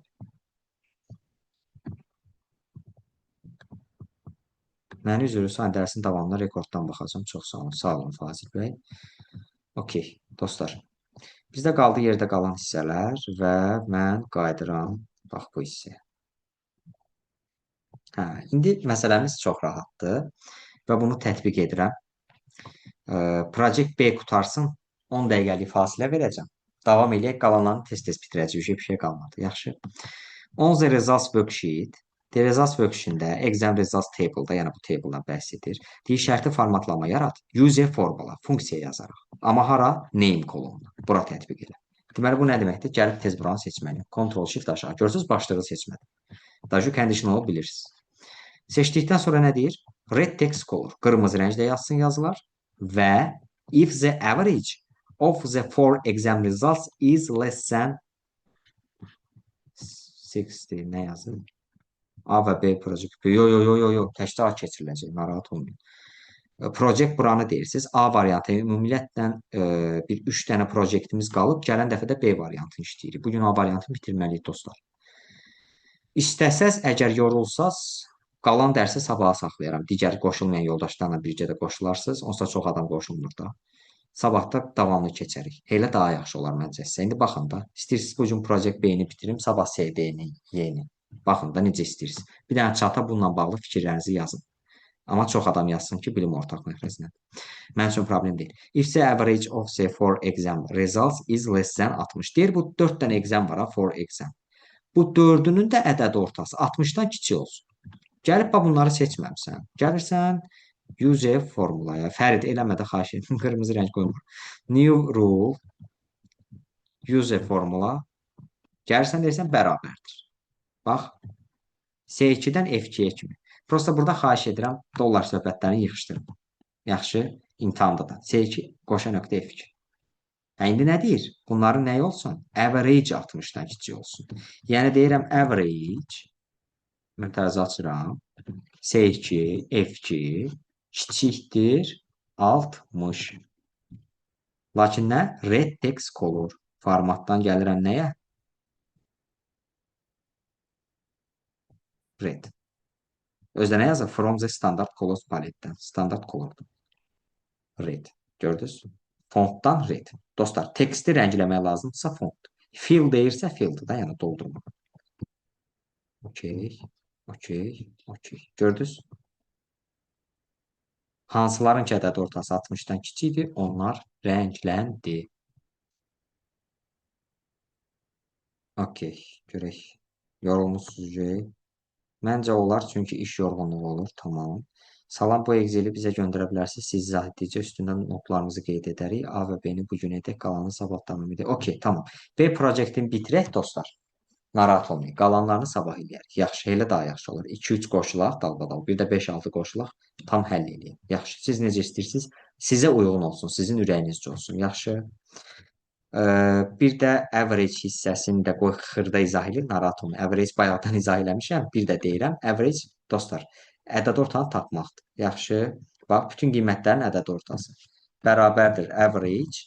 Düzdür, bax, bundan əvvəl average izah eləmişdim bu condition formatında. Yenə deyirəm, bax, qiymətləri seçdin və tərzəni bağladın, nə edir? Həmin qiymətlərin ədəd ortasını tapır ki, bu, məsələn, bunların ədəd ortası 278-dir. Aydındır. Qayıdıram suala. Bir şey qalmır Project B-ni bitirməyimizə. Hə, makro ilə bağlı sualları gələn dəfəyə saxlayıram. Çünki makronu belə deyək də, qorxmayın, makro, Excel, VBA falan belə şeylər gəlib çıxmır, narahat olmayın, rahat hiss edin. Hə, deyirsə 10Z summary worksheet-ində, dostlar 2 dənə sualımız qalıb, narahat olmayın. 2 dənə. 3 dənə deyil, 2 dənə də. Hə, deyir ki, bir dənə bunu ataq bura. 10Z summary worksheet-ində in cell A4 pivot table. Hə, nə deyir? Exam results table-ını results worksheet-indən bax deyir ki, get burdan pivot table yarat. At bu pivot table sheet-inə. Summary sheet-inə. Bax, summary worksheet-inə. Nə edirəm? Qayıdıram results worksheet-inə. Bax, özü deyir, results worksheet-inə. Exam results table üzərində dayanıram. Bayaq izah elədim pivotu yaratmağa. Görürsünüz nə rahatdır. Pivot, exercise worksheet, location haradır? Summary. Summary-də haranıdır? A4 xonası. Bax. In cell A4. Все. Tapşırıq bu qədər. Getdim pivot və yaratdım və salam. Mark completed. Next task. Sonra hətta bu yaratdığın yerdə da imtahanda yaradırsan bir dəfə elə orada da qalır. Burada nəsə əlim deyəsən silin. Bir dənə də yaradaq. Səbirli olun. Pivot table. Exit. Pivot table. A4. Hə. İndi bizə nə deyir bu sualda? Bu sualda isə fərqli bir şey deyir. Daju yaranıb da hazırdır. Bax, dostlar, o qədər rahatdır. Görün nə deyir. Deyir ki, display a row for each section. Bax, özü deyir ha row. Fikir ver, özü deyir. Row section. Bu nə deməkdir? Deyir sectionu gətir at row-ya. Düzdür? Sonra nə deyir? Average best result, best result. Best result deyirsə, average də deyirsə, hesablama varsa hara atılacaq? Values da dəyərlərə. Düzdür? Bayaq izah etmişik. Atıldı bura. İndi prosta sizə nə deyir? Average-ini tapmaq lazımdır. Onun ədəd ortasını və one decimal place. Nöqtədən sonra bir dənə rəqəm qalmalıdır. Heç nə, dostlar. Heç nəyə ehtiyac yoxdur.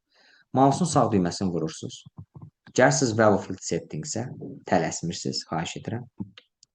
Burada average-i seçirsiniz. Çünki average deyir axı bizə. Number format.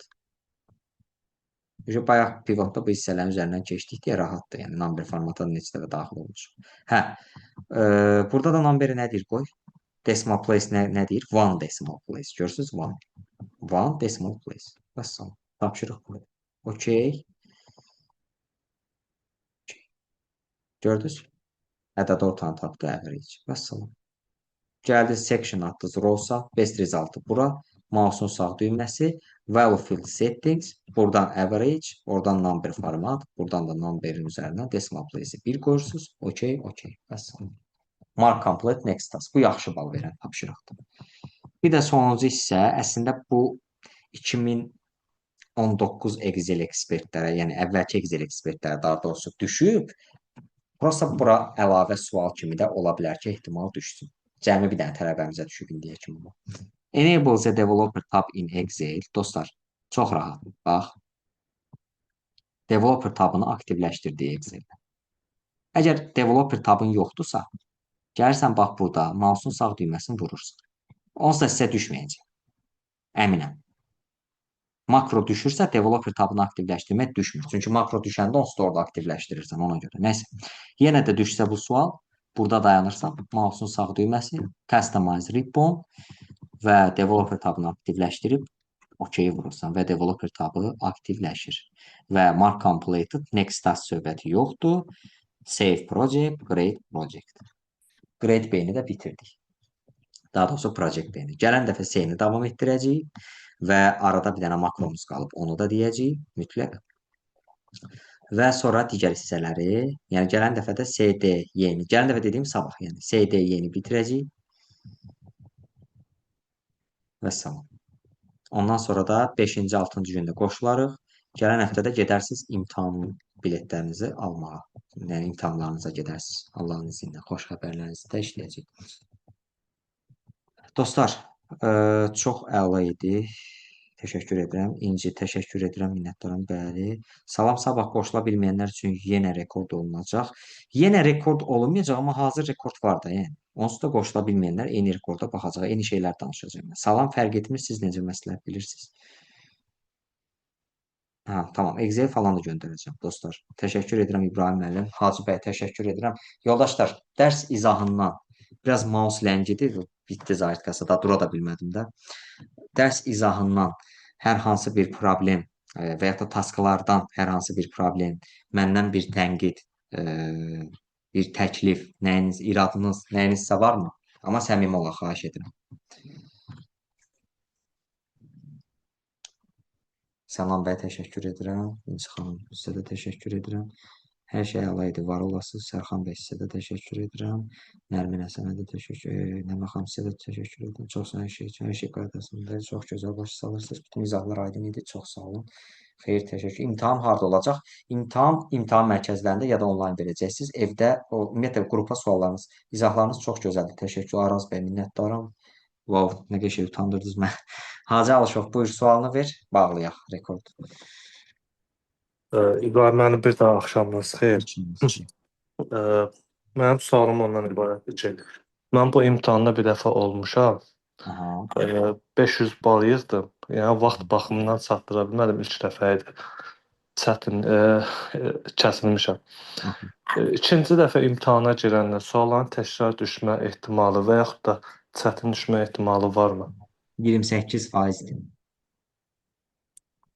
Yəni siz bizə keçdiklərinizdən fərqli suallar düşə bilər mənə? Yox, elə şey gözləməyin. A, B variantı qarışıq düşər maksimum və imtahan verdiyiniz suallar məsələn B variantından daha çox düşübsə, bu dəfə sizə A-dan çox düşəcək. Çox sağ olun ben. Sağ olun. Nərminə xanım, minnətdaram. Təşəkkür edirəm. Minnətdaram gözəl sözləriniz üçün. Var olasınız. Ə, Hələ mən istədiyim kimi izah edə bilmirəm, çünki bilirəm ki, Excel aramızda tam bilməyənlər var. Yoxsa çox sürətli, anı bitirmişdik. Uzey, buyur. User. Salam müəllim, Gülüm Tamam. Quliyeva sizi narahat eləyir. Mən Excel-in maliyyə modulunda belə deyək də dərsləri keçmişəm deyə hansısa 2 il falan bundan qabaq. Bəzi izahlarda görürəm ki, elə onlar o məqamlara toxunulur. Sadəcə olaraq bilmək istəyirdim ki, yəni Excel səviyyəmdə çox da aşağı deyil də, yəni praktik olaraq pivot falan istifadə eləyirəm, conditional formattingdən. Prosta bilmək istəyirdim ki, yəni mən bu baza ilə sizin də verdiyiniz suallarla gedib rahat şəkildə yəni imtahanı verə bilirəm də, düzdür?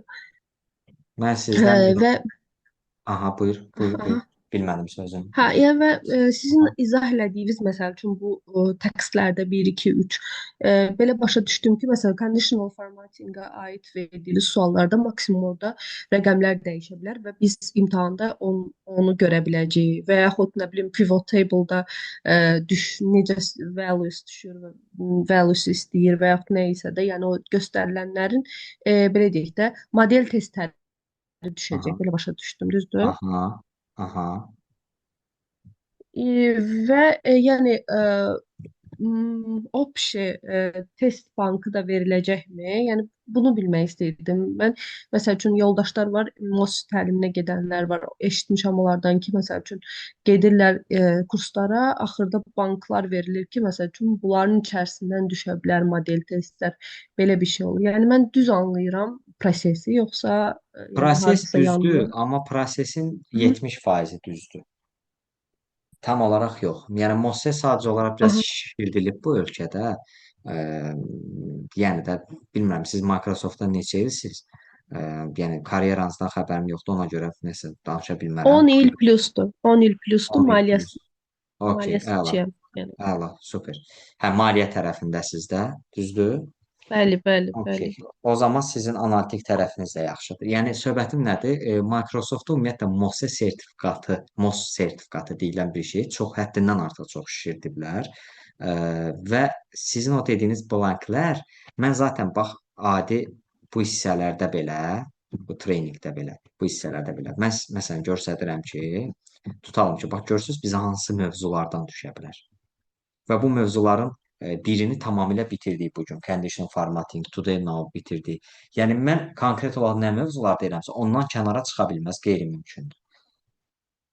Aydındır nə demək istədim? Yəni narahat olmayın. Siz bu sualları işləyib asanlıqla Başa gözlə. düşdüm. Mən hətta sizdən minimum 900 gözləyirəm də. Yəni Temboyda 10 il plus stajınız varsa, Yəni belə deyək də burada məsələn countifdir, subtotaldır, averagedir, lookup'dır, pivotdur, nə bilim sum iflərdir, today bunları bilirəm mən belə yəni olaraq praktik olaraq keçmişəm də, yəni həm də ki maliyyə modulunun Excel-inə getmişəm. Ona görə deyirəm ki, yəni bunları bilmək heç yəni model testə baxmasaq belə kifayət eləyirmi? Yəni o yəni o mənada. şeyə heç ehtiyac yoxdur. Hı. Yəni o çox üzr istəyirəm də hər kəsdən. Xanım, adınız nə oldu bir daha? Gülüm Quliyeva. Gülüm xanım. Gülüm xanım və digər yoldaşlar, Sənan bəy, görürəm əlinizi qaldırdığınızı. Biraz MOSA sertifikatına xahiş edirəm. Demirəm ki, dırnaqarası yanaşaq. Hazırlaşmaq baxımından ciddi yanaşın, amma o imtahan, nə bilim, o bayaqdan sadaladığınız hissələr və digər yoldaşlar da təbii ki, aiddir. İndi xanım fikrini bildirir, düz bildirir, amma o dərəcədə də yəni ciddi yanaşmır. Yəni o zaman siz sabah biri gün, yəni sizi demirəm, xanım, ümumiyyətlə yoldaşlarınıza deyirəm. PL 300-ə hazırlaşanda siz onda oturub ağlayarsınız. Yəni Copilot-a hazırlaşanda oturub ağlayarsınız, məsəl üçün də. SQL-ə hazırlaşsanız, vəbşə diz-bizə döyərsiniz. 600 manat imtahanın girişi. Yəni ona görə bu beynəlxalq imtahanların hazırlaşmasında müəyyən bir hissə var ki, o hissə asan hissədir və bizdən o gizlədilir. Yəni nə məqsəd üçün gizlədilir, mən onu bilmərəm, kimsə haqqına da girə bilmərəm. Amma faktiki olaraq bunlar rahat proseslərdir. Siz görürsüz, biz bu gün Excel-in müəyyən hissə, bəlkə 20%-ni keçdik. Yəni keçmək olar, sığışdırmaq olar. Hətta indi yoldaşlar da indi yoruldu, normaldır. Biz sabah yenə davam edəcəyik. Qalan proyekti bitirəcəyik. Yəni bu həftə bitiririk. Və Excel-in də 50-60%-ni bitirmiş olacağıq. Belə deyək, Excel dedikdə, yəni professional Excel-dən, Azərbaycanda tələb olunan Excel-in ən artığından söhbət gedir bizim təlimimizdə. Mənim yox, ha, bizim təlimimizdə, sizlərlə birgə. Mən hər kəsdən bir şey öyrənirəm burada, sizlə bərabər. Yaxşı. Gülüm xanım, təşəkkür edirəm fikirlərinizə görə. Sənan bəy də versin sualını. Qısa bir sualım olacaqdı. Buyur. Deməli, deyək ki, B sektoru üzrə 5 dənə task var. Taskların sırayla getmək lazımdır, yoxsa 5, 3 belə bitirib Fərqi sonra yoxdur. tamamdır. Fərqi yoxdur. Fərqi yoxdur. Amma Anladım. proyektləri sayla get də. Yəni adam onsuz da S-yə atlaya bilməzsən. Bəli, A bəli. proyektinə başladın. Task 1-i işlə, task 5-i, sonra 4-ü, 2-ni, 3-ü necə istəyirsən. Anladım. Təşəkkürlər. Minnətdaram. Sonra kimin sualı var idi? Başqa kimsə əlini qaldırıb hələ. Okey, dostlar. Minnətdaram. Təşəkkür edirəm. İmtahan ödənişində yazdım. Əla. Dostlar, sualınız yoxdursa, sağollaşa bilərik. Gecəniz xeyrə. Videonu əlavə eləyəcəm. Qrupa link atacam, dostlar. Həmin linkə mailınızdan sorğular göndərərsiniz. Qəbul edəcəm. Allahın izni ilə. Hardasa bugün gecə saat 12-yə qədər yüklənəcək. Bütün fayllar da, videolar da. Narahat olmayın. Yaxşı. Həmin bu faylı da, videonu da yükləyəcəm. Gecəniz xeyrə qalsın.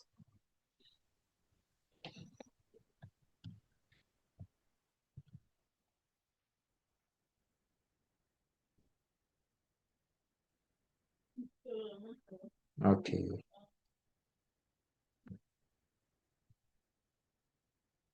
Çıxa bilərsiniz, dostlar. Çıxa bilərsiniz.